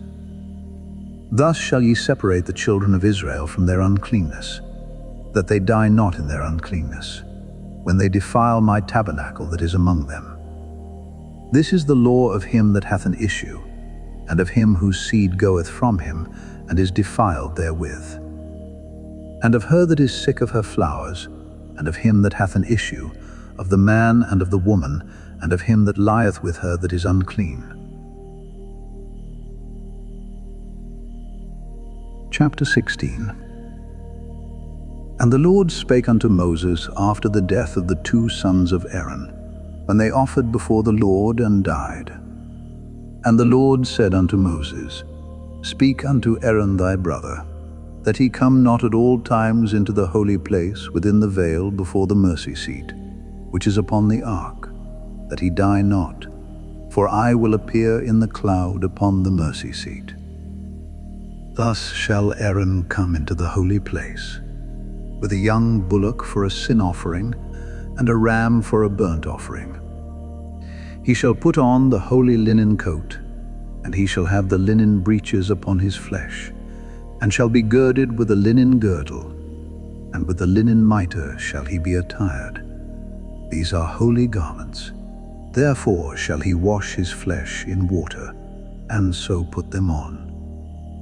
And he shall take of the congregation of the children of Israel 2 kids of the goats for a sin offering, and 1 ram for a burnt offering. And Aaron shall offer his bullock of the sin offering which is for himself, and make an atonement for himself and for his house. And he shall take the 2 goats and present them before the Lord at the door of the tabernacle of the congregation. And Aaron shall cast lots upon the 2 goats, 1 lot for the Lord, and the other lot for the scapegoat. And Aaron shall bring the goat upon which the Lord's lot fell, and offer him for a sin offering. But the goat on which the lot fell to be the scapegoat shall be presented alive before the Lord, to make an atonement with him, and to let him go for a scapegoat into the wilderness. And Aaron shall bring the bullock of the sin offering which is for himself, and shall make an atonement for himself and for his house, and shall kill the bullock of the sin offering which is for himself. And he shall take a censer full of burning coals of fire from off the altar before the Lord, and his hands full of sweet incense beaten small, and bring it within the veil. And he shall put the incense upon the fire before the Lord, that the cloud of the incense may cover the mercy seat that is upon the testimony, that he die not. And he shall take of the blood of the bullock, and sprinkle it with his finger upon the mercy seat eastward. And before the mercy seat shall he sprinkle of the blood with his finger 7 times. Then shall he kill the goat of the sin offering, that is for the people, and bring his blood within the veil, and do with that blood as he did with the blood of the bullock, and sprinkle it upon the mercy seat, and before the mercy seat. And he shall make an atonement for the holy place, because of the uncleanness of the children of Israel, and because of their transgressions in all their sins. And so shall he do for the tabernacle of the congregation, that remaineth among them in the midst of their uncleanness. And there shall be no man in the tabernacle of the congregation, when he goeth in to make an atonement in the holy place, until he come out, and have made an atonement for himself, and for his household, and for all the congregation of Israel. And he shall go out unto the altar that is before the Lord, and make an atonement for it, and shall take of the blood of the bullock, and of the blood of the goat, and put it upon the horns of the altar round about. And he shall sprinkle of the blood upon it with his finger 7 times, and cleanse it, and hallow it from the uncleanness of the children of Israel. And when he hath made an end of reconciling the holy place, and the tabernacle of the congregation, and the altar, he shall bring the live goat. And Aaron shall lay both his hands upon the head of the live goat, and confess over him all the iniquities of the children of Israel, and all their transgressions in all their sins, putting them upon the head of the goat, and shall send him away by the hand of a fit man into the wilderness. And the goat shall bear upon him all their iniquities unto a land not inhabited. And he shall let go the goat in the wilderness. And Aaron shall come into the tabernacle of the congregation, and shall put off the linen garments, which he put on when he went into the holy place, and shall leave them there. And he shall wash his flesh with water in the holy place, and put on his garments, and come forth, and offer his burnt offering, and the burnt offering of the people, and make an atonement for himself, and for the people. And the fat of the sin offering shall he burn upon the altar.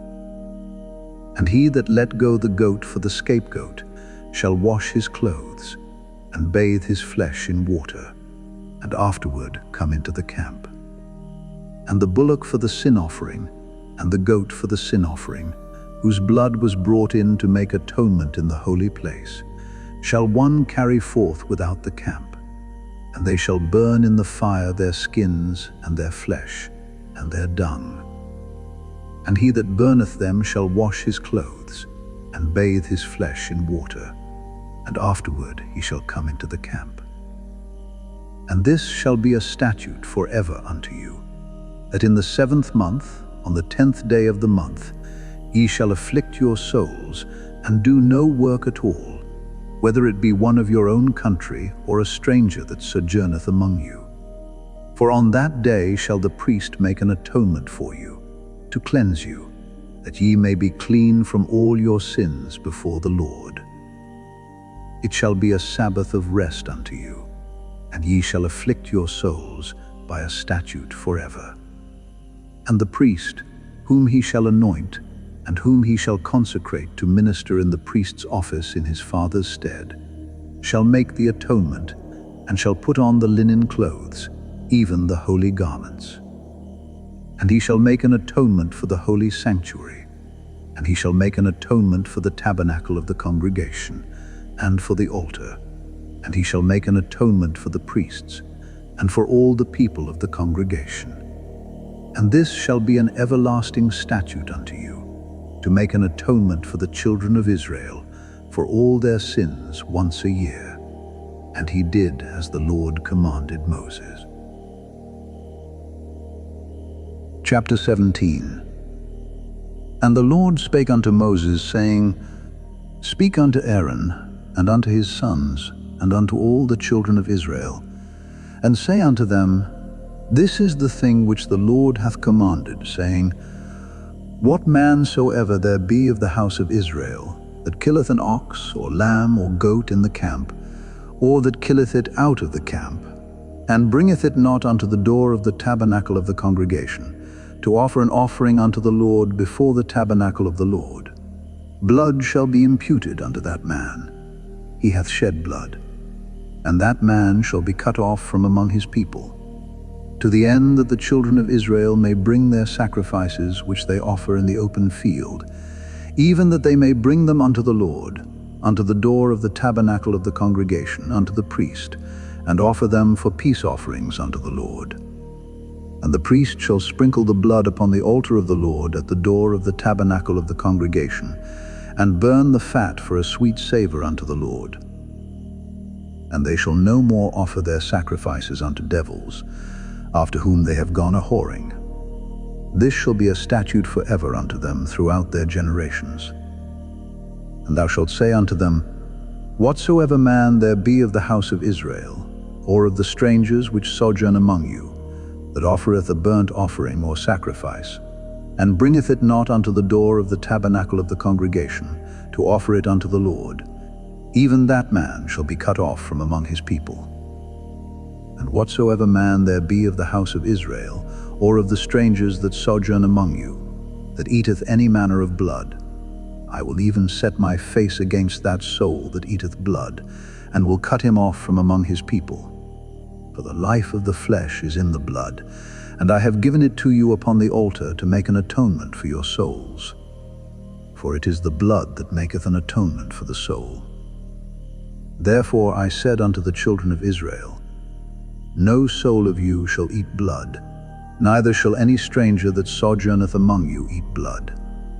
And whatsoever man there be of the children of Israel, or of the strangers that sojourn among you, which hunteth and catcheth any beast or fowl that may be eaten, he shall even pour out the blood thereof, and cover it with dust. For it is the life of all flesh, the blood of it is for the life thereof. Therefore I said unto the children of Israel, Ye shall eat the blood of no manner of flesh, for the life of all flesh is the blood thereof. Whosoever eateth it shall be cut off. And every soul that eateth that which died of itself, or that which was torn with beasts, whether it be one of your own country or a stranger, he shall both wash his clothes and bathe himself in water, and be unclean until the even. Then shall he be clean. But if he wash them not, nor bathe his flesh, then he shall bear his iniquity. Chapter 18. And the Lord spake unto Moses, saying, Speak unto the children of Israel, and say unto them, I am the Lord your God. After the doings of the land of Egypt wherein ye dwelt shall ye not do, and after the doings of the land of Canaan, whither I bring you, shall ye not do, neither shall ye walk in their ordinances. Ye shall do my judgments, and keep mine ordinances, to walk therein. I am the Lord your God. Ye shall therefore keep my statutes and my judgments, which if a man do, he shall live in them. I am the Lord. None of you shall approach to any that is near of kin to him, to uncover their nakedness. I am the Lord. The nakedness of thy father or the nakedness of thy mother shalt thou not uncover. She is thy mother. Thou shalt not uncover her nakedness. The nakedness of thy father's wife shalt thou not uncover. It is thy father's nakedness. The nakedness of thy sister, the daughter of thy father or daughter of thy mother, whether she be born at home or born abroad, even their nakedness thou shalt not uncover.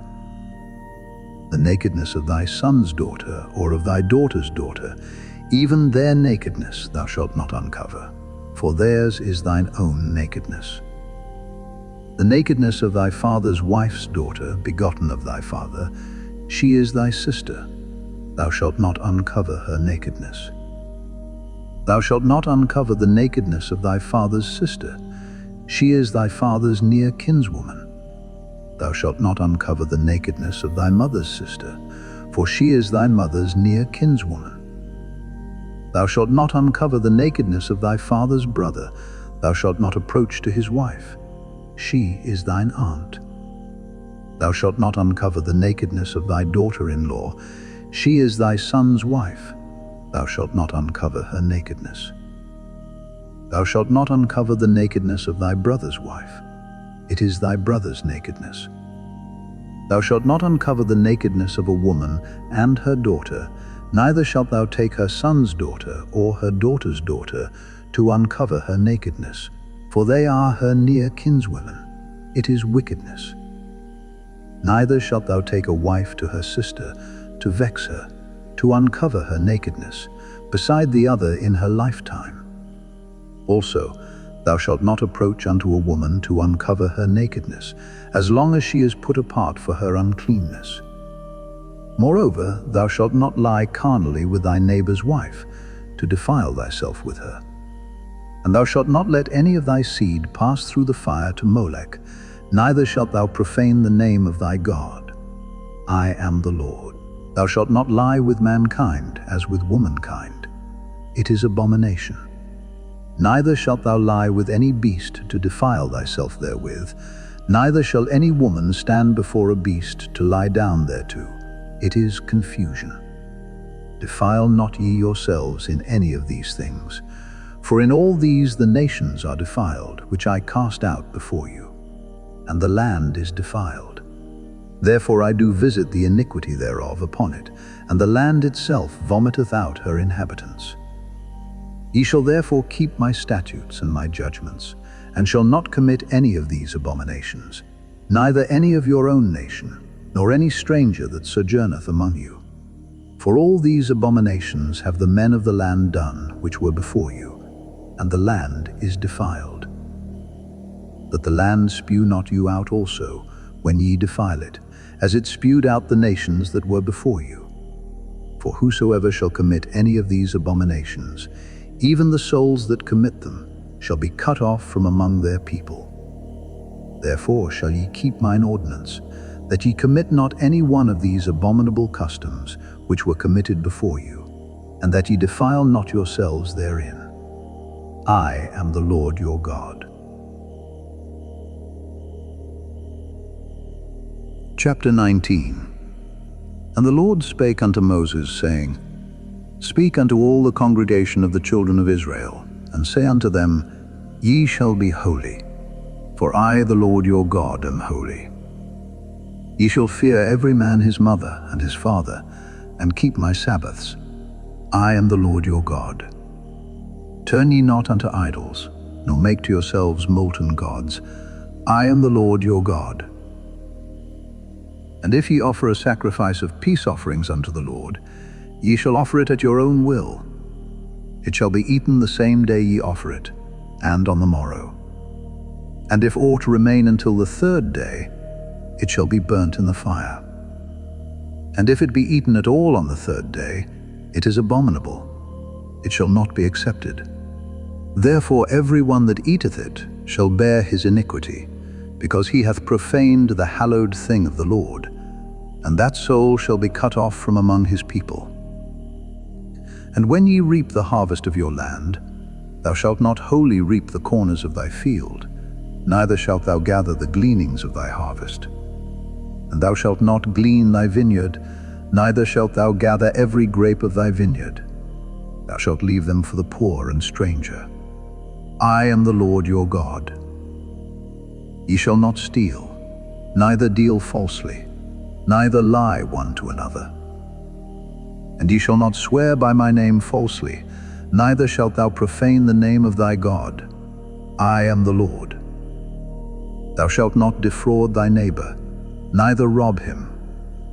The wages of him that is hired shall not abide with thee all night until the morning.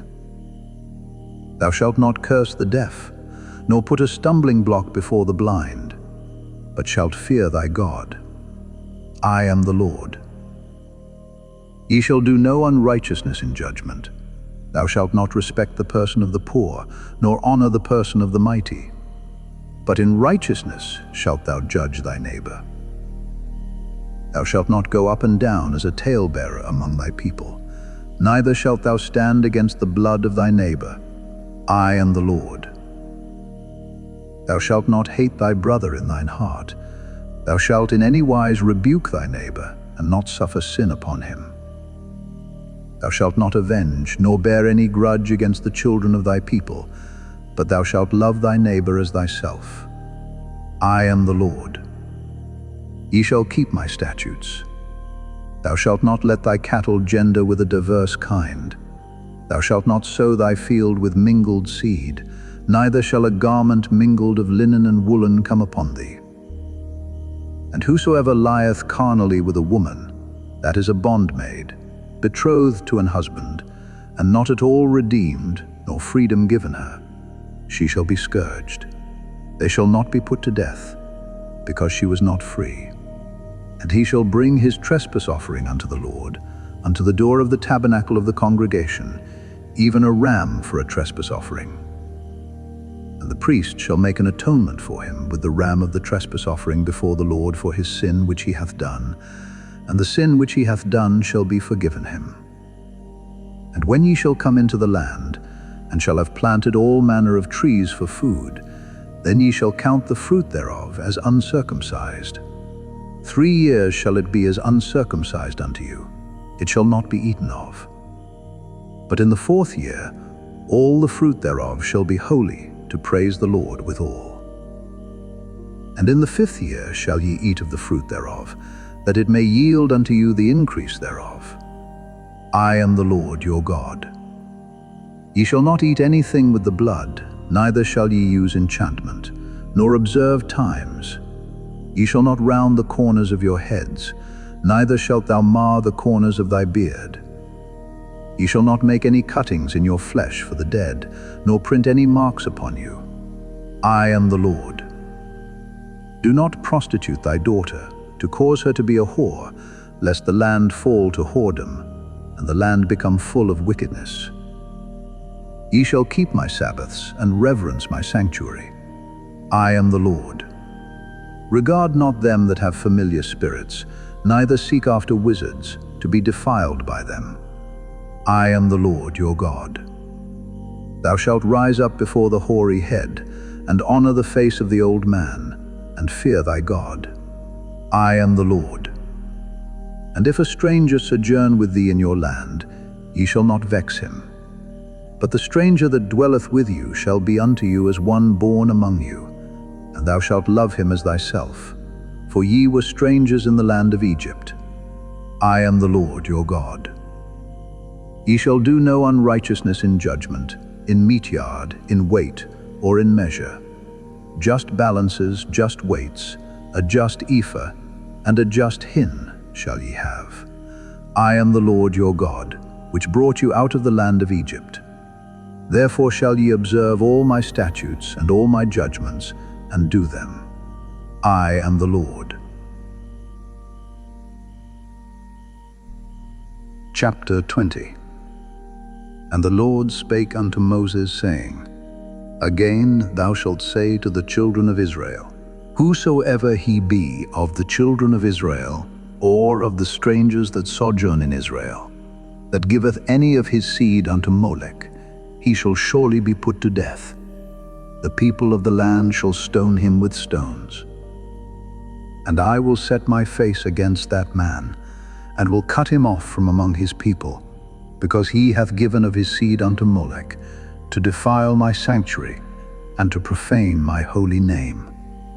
And if the people of the land do any ways hide their eyes from the man, when he giveth of his seed unto Molech, and kill him not, then I will set my face against that man, and against his family, and will cut him off, and all that go a-whoring after him, to commit whoredom with Molech from among their people. And the soul that turneth after such as have familiar spirits, and after wizards, to go a-whoring after them, I will even set my face against that soul, and will cut him off from among his people. Sanctify yourselves therefore, and be ye holy, for I am the Lord your God, and ye shall keep my statutes and do them. I am the Lord which sanctify you. For every one that curseth his father or his mother shall be surely put to death. He hath cursed his father or his mother, his blood shall be upon him. And the man that committeth adultery with another man's wife, even he that committeth adultery with his neighbor's wife, the adulterer and the adulteress shall surely be put to death. And the man that lieth with his father's wife hath uncovered his father's nakedness. Both of them shall surely be put to death. Their blood shall be upon them. And if a man lie with his daughter-in-law, both of them shall surely be put to death. They have wrought confusion. Their blood shall be upon them. If a man also lie with mankind, as he lieth with a woman, both of them have committed an abomination. They shall surely be put to death. Their blood shall be upon them. And if a man take a wife and her mother, it is wickedness. They shall be burnt with fire, both he and they, that there be no wickedness among you. And if a man lie with a beast, he shall surely be put to death, and ye shall slay the beast. And if a woman approach unto any beast and lie down thereto, thou shalt kill the woman and the beast. They shall surely be put to death. Their blood shall be upon them. And if a man shall take his sister, his father's daughter, or his mother's daughter, and see her nakedness, and she see his nakedness, it is a wicked thing, and they shall be cut off in the sight of their people. He hath uncovered his sister's nakedness. He shall bear his iniquity. And if a man shall lie with a woman having her sickness, and shall uncover her nakedness, he hath discovered her fountain, and she hath uncovered the fountain of her blood, and both of them shall be cut off from among their people. And thou shalt not uncover the nakedness of thy mother's sister, nor of thy father's sister, for he uncovereth his near kin. They shall bear their iniquity. And if a man shall lie with his uncle's wife, he hath uncovered his uncle's nakedness. They shall bear their sin. They shall die childless. And if a man shall take his brother's wife, it is an unclean thing. He hath uncovered his brother's nakedness. They shall be childless. Ye shall therefore keep all my statutes, and all my judgments, and do them, that the land whither I bring you to dwell therein spew you not out. And ye shall not walk in the manners of the nation, which I cast out before you. For they committed all these things, and therefore I abhorred them.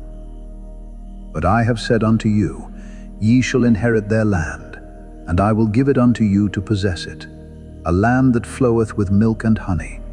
I am the Lord your God, which have separated you from other people. Ye shall therefore put difference between clean beasts and unclean, and between unclean fowls and clean.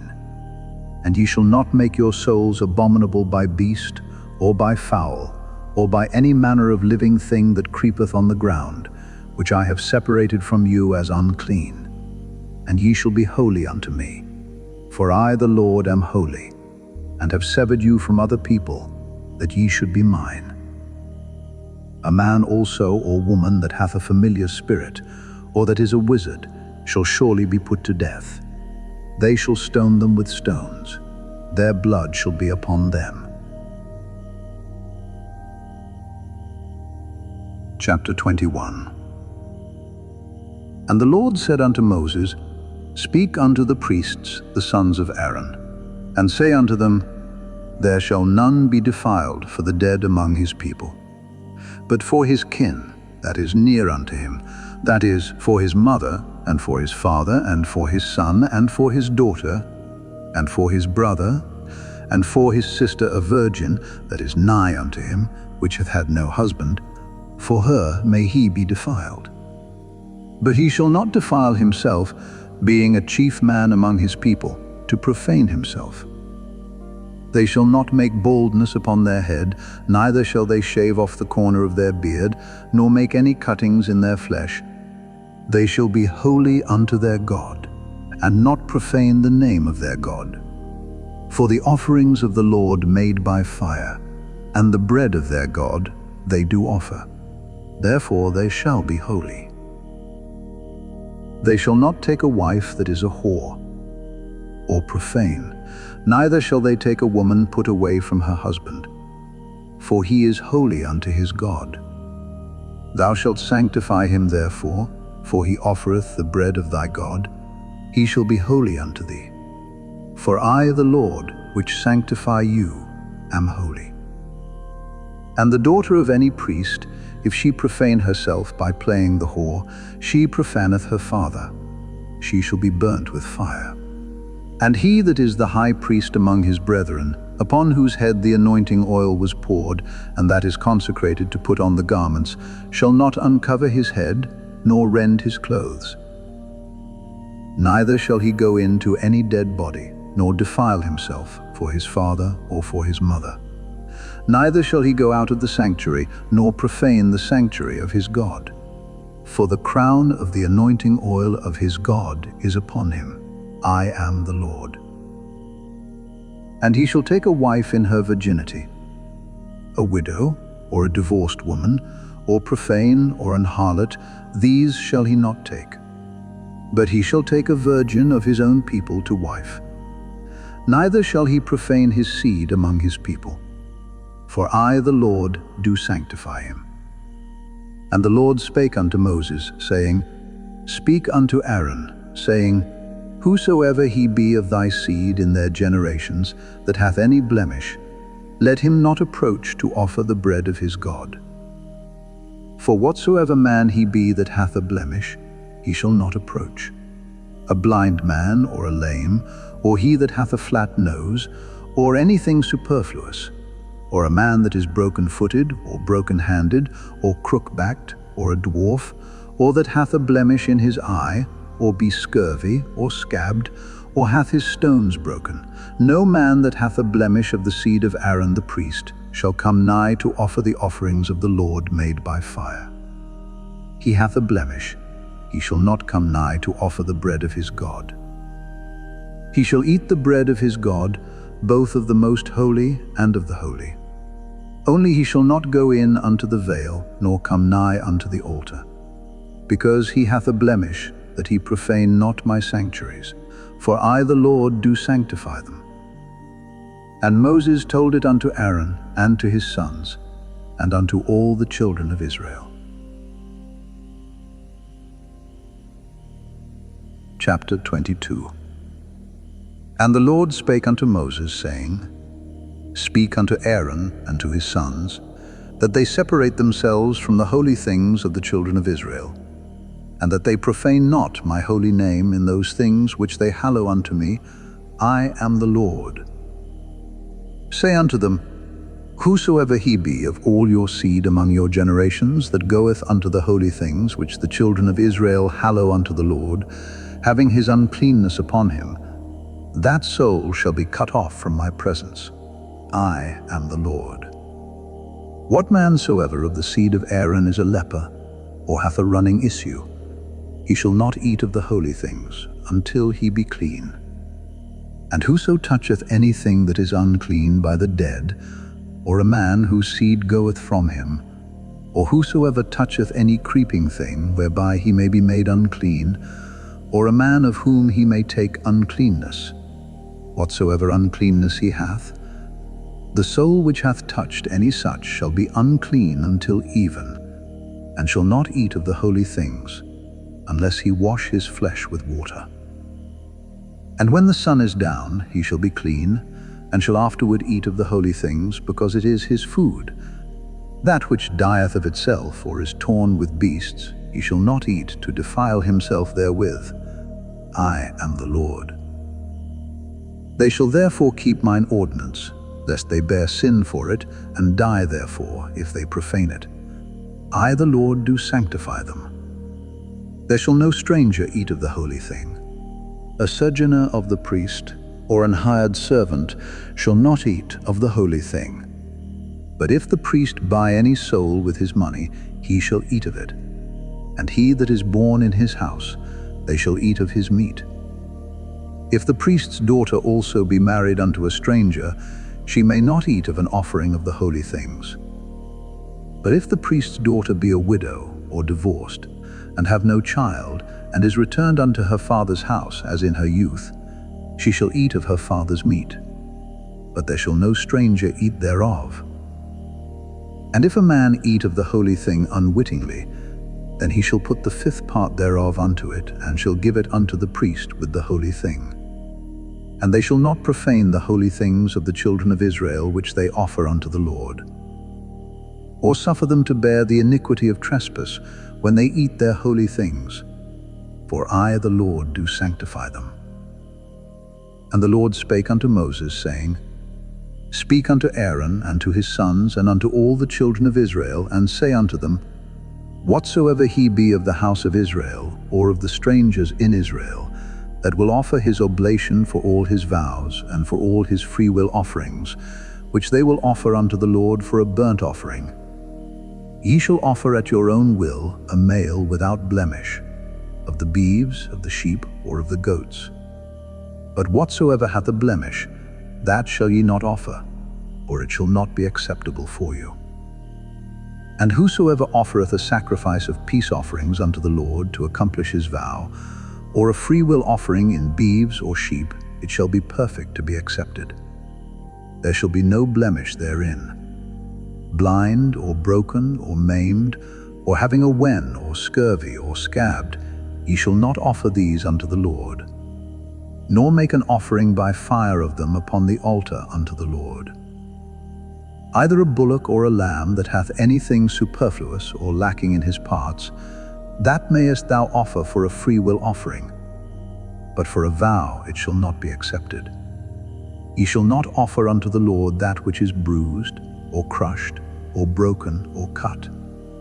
Neither shall ye make any offering thereof in your land. Neither from a stranger's hand shall ye offer the bread of your God of any of these, because their corruption is in them, and blemishes be in them. They shall not be accepted for you. And the Lord spake unto Moses, saying, When a bullock or a sheep or a goat is brought forth, then it shall be 7 days under the dam, and from the 8th day and thenceforth it shall be accepted for an offering made by fire unto the Lord. And whether it be cow or ewe, ye shall not kill it and her young both in 1 day. And when ye will offer a sacrifice of thanksgiving unto the Lord, offer it at your own will. On the same day it shall be eaten up. Ye shall leave none of it until the morrow. I am the Lord. Therefore shall ye keep my commandments and do them. I am the Lord. Neither shall ye profane my holy name, but I will be hallowed among the children of Israel. I am the Lord which hallow you, that brought you out of the land of Egypt to be your God. I am the Lord. Chapter 23. And the Lord spake unto Moses, saying, Speak unto the children of Israel, and say unto them, Concerning the feasts of the Lord, which ye shall proclaim to be holy convocations, even these are my feasts. 6 days shall work be done, but the 7th day is the Sabbath of rest, and holy convocation. Ye shall do no work therein. It is the Sabbath of the Lord in all your dwellings. These are the feasts of the Lord, even holy convocations, which ye shall proclaim in their seasons. In the 14th day of the 1st month at even is the Lord's Passover. And on the 15th day of the same month is the feast of unleavened bread unto the Lord. 7 days ye must eat unleavened bread. In the 1st day ye shall have an holy convocation. Ye shall do no servile work therein. But ye shall offer an offering made by fire unto the Lord 7 days. In the 7th day is an holy convocation. Ye shall do no servile work therein. And the Lord spake unto Moses, saying, Speak unto the children of Israel, and say unto them, When ye be come into the land which I give unto you, and shall reap the harvest thereof, then ye shall bring a sheaf of the first fruits of your harvest unto the priest. And he shall wave the sheaf before the Lord, to be accepted for you. On the morrow after the Sabbath the priest shall wave it. And ye shall offer that day, when ye wave the sheaf, an ewe lamb, without blemish of the 1st year, for a burnt offering unto the Lord. And the meat offering thereof shall be 2/10 deals of fine flour mingled with oil, an offering made by fire unto the Lord for a sweet savour. And the drink offering thereof shall be of wine, the 4th part of an hin. And ye shall eat neither bread, nor parched corn, nor green ears, until the selfsame day that ye have brought an offering unto your God. It shall be a statute forever throughout your generations in all your dwellings. And ye shall count unto you from the morrow after the Sabbath, from the day that ye brought the sheaf of the wave offering, 7 Sabbaths shall be complete. Even unto the morrow after the 7th Sabbath shall ye number 50 days, and ye shall offer a new meat offering unto the Lord. Ye shall bring out of your habitations 2 wave loaves of 2/10 deals. They shall be of fine flour. They shall be baken with leaven. They are the first fruits unto the Lord. And ye shall offer with the bread 7 lambs without blemish of the 1st year, and 1 young bullock, and 2 rams. They shall be for a burnt offering unto the Lord, with their meat offering and their drink offerings, even an offering made by fire of sweet savour unto the Lord. Then ye shall sacrifice 1 kid of the goats for a sin offering, and 2 lambs of the 1st year for a sacrifice of peace offerings. And the priest shall wave them with the bread of the firstfruits for a wave offering before the Lord, with the 2 lambs. They shall be holy to the Lord for the priest. And ye shall proclaim on the selfsame day that it may be an holy convocation unto you. Ye shall do no servile work therein. It shall be a statute forever in all your dwellings throughout your generations. And when ye reap the harvest of your land, thou shalt not make clean riddance of the corners of thy field when thou reapest, neither shalt thou gather any gleaning of thy harvest. Thou shalt leave them unto the poor and to the stranger. I am the Lord your God. And the Lord spake unto Moses, saying, Speak unto the children of Israel, saying, In the 7th month, in the 1st day of the month, shall ye have a Sabbath, a memorial of blowing of trumpets, and holy convocation. Ye shall do no servile work therein. but ye shall offer an offering made by fire unto the Lord. And the Lord spake unto Moses, saying, Also on the 10th day of this 7th month there shall be a day of atonement. It shall be an holy convocation unto you, and ye shall afflict your souls, and offer an offering made by fire unto the Lord. And ye shall do no work in that same day, for it is a day of atonement, to make an atonement for you before the Lord your God. For whatsoever soul it be that shall not be afflicted in that same day, he shall be cut off from among his people. And whatsoever soul it be that doeth any work in that same day, the same soul will I destroy from among his people. Ye shall do no manner of work. It shall be a statute forever throughout your generations in all your dwellings. It shall be unto you a Sabbath of rest, and ye shall afflict your souls. In the 9th day of the month at even, from even unto even, shall ye celebrate your Sabbath. And the Lord spake unto Moses, saying, Speak unto the children of Israel, saying, The 15th day of this 7th month shall be the Feast of Tabernacles for 7 days unto the Lord. On the 1st day shall be an holy convocation. Ye shall do no servile work therein. 7 days ye shall offer an offering made by fire unto the Lord. On the 8th day shall be an holy convocation unto you, and ye shall offer an offering made by fire unto the Lord. It is a solemn assembly, and ye shall do no servile work therein. These are the feasts of the Lord, which ye shall proclaim to be holy convocations, to offer an offering made by fire unto the Lord, a burnt offering, and a meat offering, a sacrifice, and drink offerings, everything upon his day, beside the Sabbaths of the Lord, and beside your gifts, and beside all your vows, and beside all your freewill offerings which ye give unto the Lord. Also in the 15th day of the 7th month, when ye have gathered in the fruit of the land, ye shall keep a feast unto the Lord 7 days. On the 1st day shall be a Sabbath, and on the 8th day shall be a Sabbath. And ye shall take you on the 1st day the boughs of goodly trees, branches of palm trees, and the boughs of thick trees, and willows of the brook, and ye shall rejoice before the Lord your God 7 days. And ye shall keep it a feast unto the Lord 7 days in the year. It shall be a statute forever in your generations. Ye shall celebrate it in the 7th month. Ye shall dwell in booths 7 days.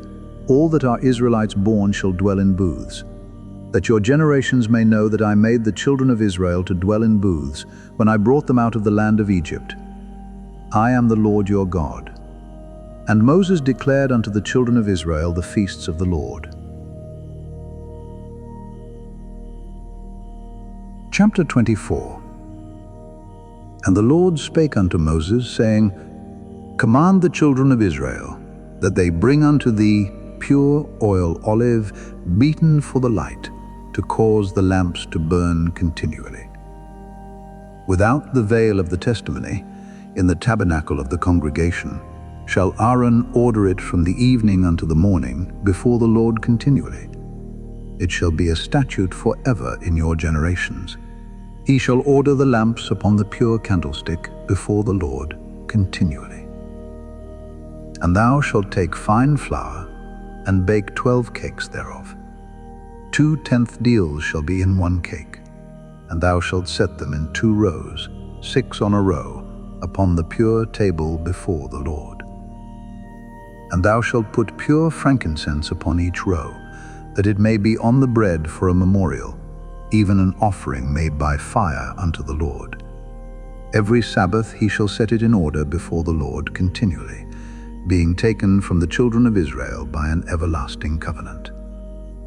And it shall be Aaron's and his sons, and they shall eat it in the holy place, for it is most holy unto him, of the offerings of the Lord made by fire, by a perpetual statute. And the son of an Israelitish woman, whose father was an Egyptian, went out among the children of Israel. And this son of the Israelitish woman and a man of Israel strove together in the camp. And the Israelitish woman's son blasphemed the name of the Lord, and cursed. And they brought him unto Moses, and his mother's name was Shelemith, the daughter of Dibri, of the tribe of Dan. And they put him in ward, that the mind of the Lord might be shewed them.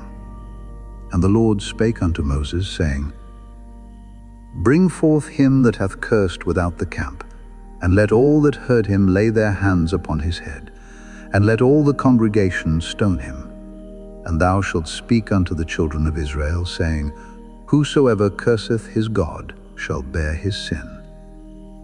And he that blasphemeth the name of the Lord, he shall surely be put to death. And all the congregation shall certainly stone him, as well the stranger as he that is born in the land, when he blasphemeth the name of the Lord, shall be put to death. And he that killeth any man shall surely be put to death. And he that killeth a beast shall make it good, beast for beast. And if a man cause a blemish in his neighbor, as he hath done, so shall it be done to him, breach for breach, eye for eye, tooth for tooth. As he hath caused a blemish in a man, so shall it be done to him again. And he that killeth a beast, he shall restore it. And he that killeth a man, he shall be put to death.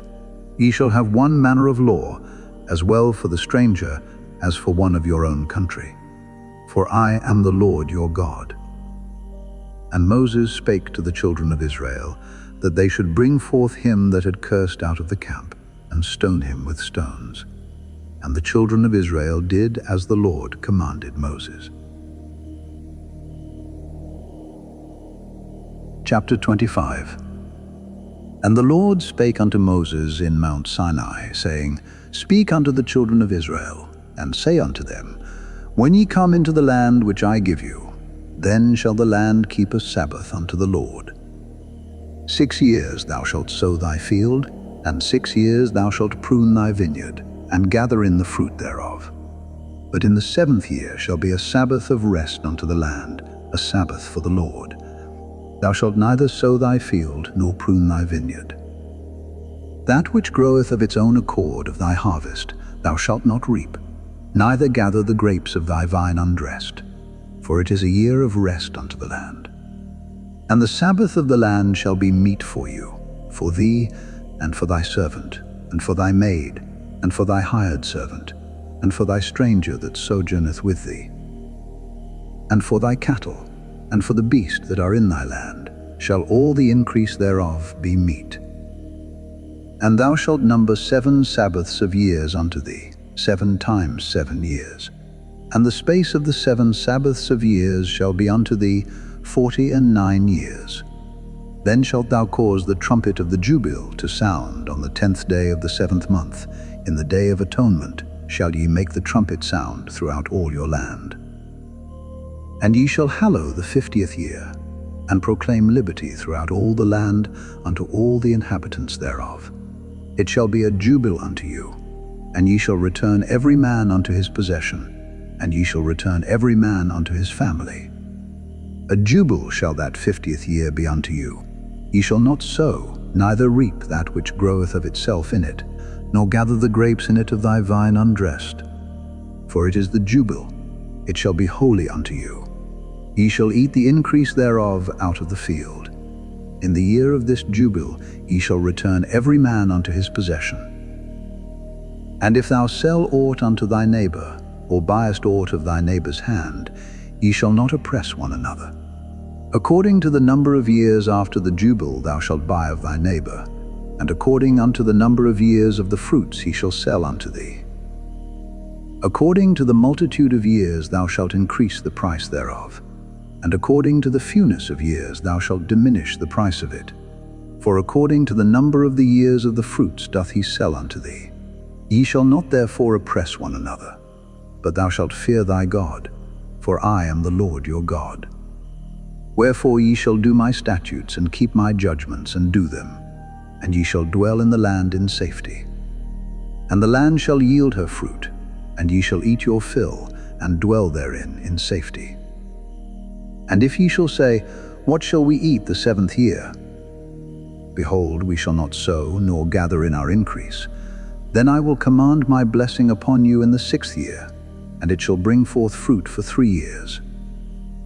And ye shall sow the 8th year, and eat yet of old fruit until the 9th year. Until her fruits come in, ye shall eat of the old store. The land shall not be sold forever, for the land is mine, for ye are strangers and sojourners with me. And in all the land of your possession ye shall grant a redemption for the land. If thy brother be waxen poor, and hath sold away some of his possession, and if any of his kin come to redeem it, then shall he redeem that which his brother sold.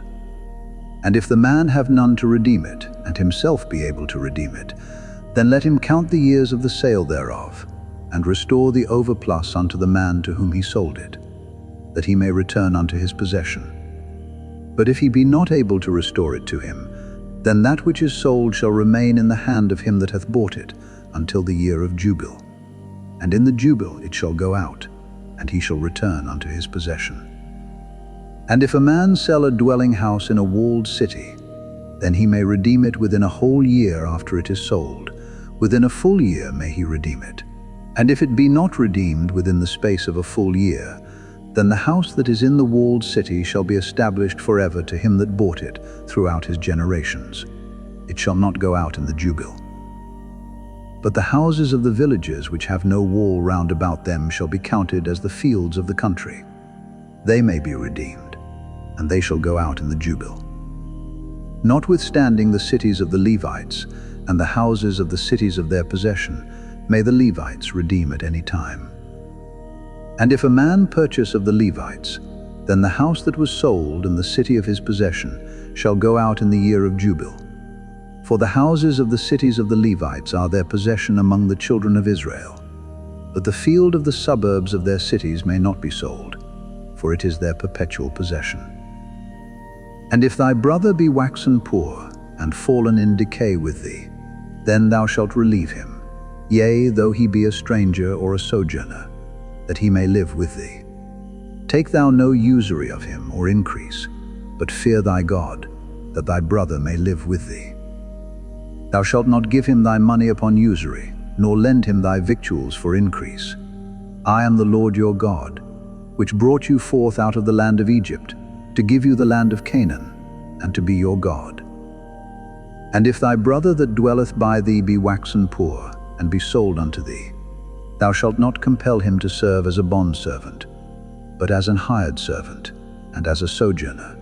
He shall be with thee, and shall serve thee unto the year of Jubile. And then shall he depart from thee, both he and his children with him, and shall return unto his own family, and unto the possession of his fathers shall he return. For they are my servants which I brought forth out of the land of Egypt. They shall not be sold as bondmen. Thou shalt not rule over him with rigor, but shalt fear thy God. Both thy bondmen and thy bondmaids which thou shalt have shall be of the heathen that are round about you. Of them shall ye buy bondmen and bondmaids. Moreover, of the children of the strangers that do sojourn among you, of them shall ye buy, and of their families that are with you, which they begat in your land. And they shall be your possession. And ye shall take them as an inheritance for your children after you, to inherit them for a possession. They shall be your bondmen forever. But over your brethren, the children of Israel, ye shall not rule one over another with rigor. And if a sojourner or stranger wax rich by thee, and thy brother that dwelleth by him wax poor, and sell himself unto the stranger or sojourner by thee, or to the stock of the stranger's family, after that he is sold, he may be redeemed again. One of his brethren may redeem him. Either his uncle or his uncle's son may redeem him, or any that is nigh of kin unto him of his family may redeem him. Or if he be able, he may redeem himself. And he shall reckon with him that bought him from the year that he was sold to him unto the year of Jubile. And the price of his sale shall be according unto the number of years. According to the time of an hired servant shall it be with him. If there be yet many years behind, according unto them he shall give again the price of his redemption out of the money that he was bought for. And if there remain but few years unto the year of Jubile, then he shall count with him, and according unto his years shall he give him again the price of his redemption. And as a yearly hired servant shall he be with him, and the other shall not rule with rigor over him in thy sight. And if he be not redeemed in these years, then he shall go out in the year of Jubile, both he and his children with him. For unto me the children of Israel are servants. They are my servants whom I brought forth out of the land of Egypt. I am the Lord your God. Chapter 26. He shall make you no idols, nor graven image, neither rear you up a standing image. Neither shall ye set up any image of stone in your land, to bow down unto it. For I am the Lord your God. Ye shall keep my Sabbaths, and reverence my sanctuary. I am the Lord. If ye walk in my statutes, and keep my commandments, and do them, then I will give you rain in due season, and the land shall yield her increase, and the trees of the field shall yield their fruit. And your threshing shall reach unto the vintage, and the vintage shall reach unto the sowing time. And ye shall eat your bread to the full, and dwell in your land safely. And I will give peace in the land, and ye shall lie down, and none shall make you afraid. And I will rid evil beasts out of the land, neither shall the sword go through your land. And ye shall chase your enemies, and they shall fall before you by the sword. And 5 of you shall chase 100, and 100 of you shall put 10,000 to flight, and your enemies shall fall before you by the sword. For I will have respect unto you, and make you fruitful, and multiply you, and establish my covenant with you. And ye shall eat old store, and bring forth the old because of the new. And I will set my tabernacle among you, and my soul shall not abhor you. And I will walk among you, and will be your God, and ye shall be my people. I am the Lord your God, which brought you forth out of the land of Egypt, that ye should not be their bondmen. And I have broken the bands of your yoke, and made you go upright. But if ye will not hearken unto me, and will not do all these commandments, and if ye shall despise my statutes, or if your soul abhor my judgments, so that ye will not do all my commandments, but that ye break my covenant, I also will do this unto you. I will even appoint over you terror, consumption, and the burning ague, that shall consume the eyes, and cause sorrow of heart. And ye shall sow your seed in vain, for your enemies shall eat it. And I will set my face against you, and ye shall be slain before your enemies. They that hate you shall reign over you, and ye shall flee when none pursueth you. And if ye will not yet for all this hearken unto me, then I will punish you 7 times more for your sins.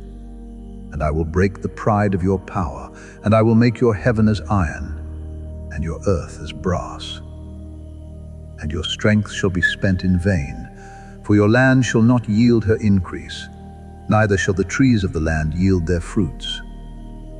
And if ye walk contrary unto me, and will not hearken unto me, I will bring 7 times more plagues upon you according to your sins. I will also send wild beasts among you, which shall rob you of your children, and destroy your cattle, and make you few in number, and your highways shall be desolate. And if ye will not be reformed by me by these things, but will walk contrary unto me, then will I also walk contrary unto you, and will punish you yet 7 times for your sins. And I will bring a sword upon you, that shall avenge the quarrel of my covenant. And when ye are gathered together within your cities, I will send the pestilence among you, and ye shall be delivered into the hand of the enemy. And when I have broken the staff of your bread, 10 women shall bake your bread in one oven, and they shall deliver you your bread again by weight, and ye shall eat and not be satisfied. And if ye will not for all this hearken unto me, but walk contrary unto me, then I will walk contrary unto you also in fury. And I, even I, will chastise you 7 times for your sins. And ye shall eat the flesh of your sons, and the flesh of your daughters shall ye eat. And I will destroy your high places, and cut down your images, and cast your carcasses upon the carcasses of your idols. And my soul shall abhor you. And I will make your cities waste, and bring your sanctuaries unto desolation. And I will not smell the savor of your sweet odors. And I will bring the land into desolation, and your enemies which dwell therein shall be astonished at it. And I will scatter you among the heathen, and will draw out a sword after you, and your land shall be desolate, and your cities waste. Then shall the land enjoy her Sabbaths, as long as it lieth desolate. And ye be in your enemy's land, even then shall the land rest, and enjoy her Sabbaths. As long as it lieth desolate it shall rest, because it did not rest in your Sabbaths, when ye dwelt upon it. And upon them that are left alive of you I will send a faintness into their hearts in the lands of their enemies, and the sound of a shaken leaf shall chase them. And they shall flee, as fleeing from a sword, and they shall fall when none pursueth. And they shall fall one upon another, as it were before a sword, when none pursueth. And ye shall have no power to stand before your enemies. And ye shall perish among the heathen, and the land of your enemies shall eat you up.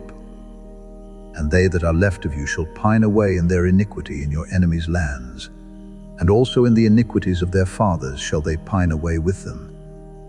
If they shall confess their iniquity, and the iniquity of their fathers, with their trespass which they trespassed against me, and that also they have walked contrary unto me, and that I also have walked contrary unto them, and have brought them into the land of their enemies.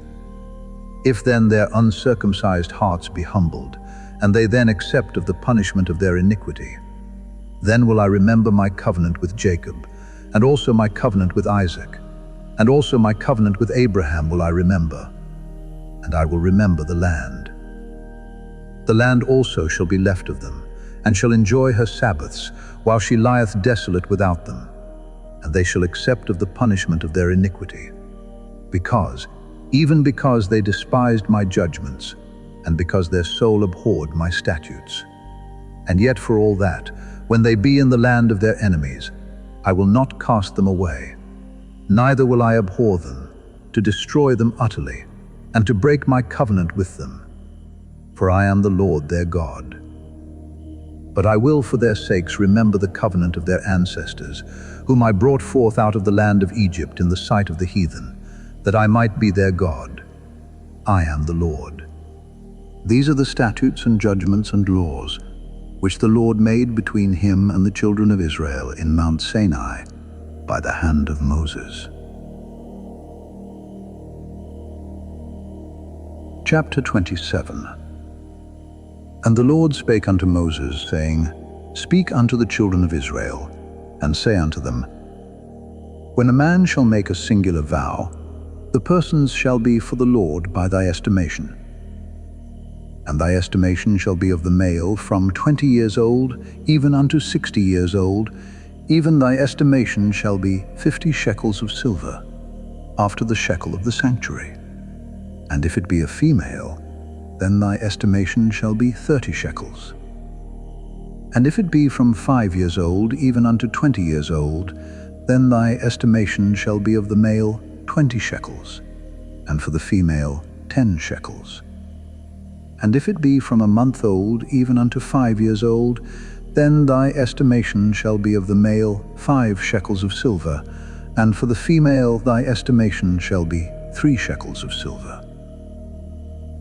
And if it be from 60 years old and above, if it be a male, then thy estimation shall be 15 shekels, and for the female 10 shekels.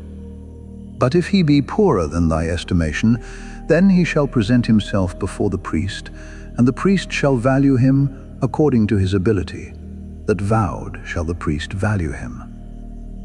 And if it be a beast, whereof men bring an offering unto the Lord, all that any man giveth of such unto the Lord shall be holy. He shall not alter it, nor change it, a good for a bad, or a bad for a good. And if he shall at all change beast for beast, then it and the exchange thereof shall be holy.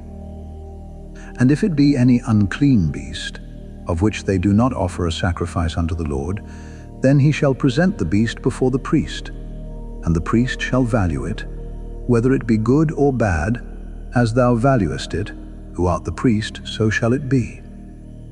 But if he will at all redeem it, then he shall add a 5th part thereof unto thy estimation. And when a man shall sanctify his house to be holy unto the Lord, then the priest shall estimate it, whether it be good or bad.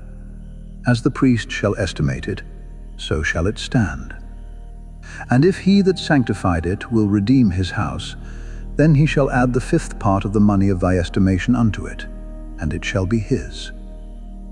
And if a man shall sanctify unto the Lord some part of a field of his possession, then thy estimation shall be according to the seed thereof, an homer of barley seed shall be valued at 50 shekels of silver.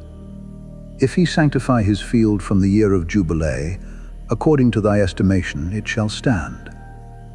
But if he sanctify his field after the Jubilee, then the priest shall reckon unto him the money according to the years that remain, even unto the year of the Jubilee, and it shall be abated from thy estimation.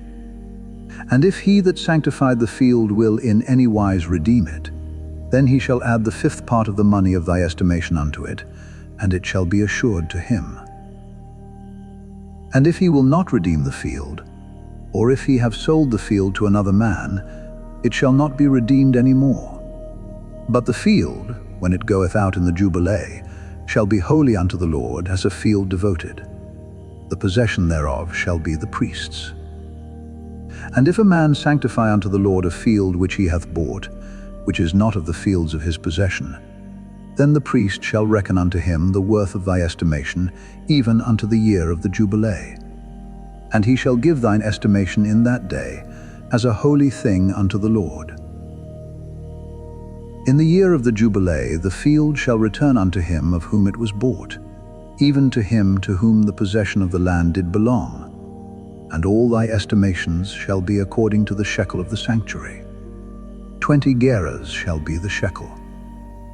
Only the firstling of the beasts, which should be the Lord's firstling, no man shall sanctify it, whether it be ox or sheep, it is the Lord's. And if it be of an unclean beast, then he shall redeem it according to thine estimation, and shall add a fifth part of it thereto. Or if it be not redeemed, then it shall be sold according to thy estimation. Notwithstanding no devoted thing, that a man shall devote unto the Lord of all that he hath, both of man and beast, and of the field of his possession, shall be sold or redeemed. Every devoted thing is most holy unto the Lord. None devoted, which shall be devoted of men, shall be redeemed, but shall surely be put to death. And all the tithe of the land, whether of the seed of the land or of the fruit of the tree, is the Lord's. It is holy unto the Lord. And if a man will at all redeem aught of his tithes, he shall add thereto the fifth part thereof. And concerning the tithe of the herd or of the flock, even of whatsoever passeth under the rod, the 10th shall be holy unto the Lord. He shall not search whether it be good or bad, neither shall he change it. And if he change it at all, then both it and the change thereof shall be holy. It shall not be redeemed. These are the commandments which the Lord commanded Moses for the children of Israel in Mount Sinai.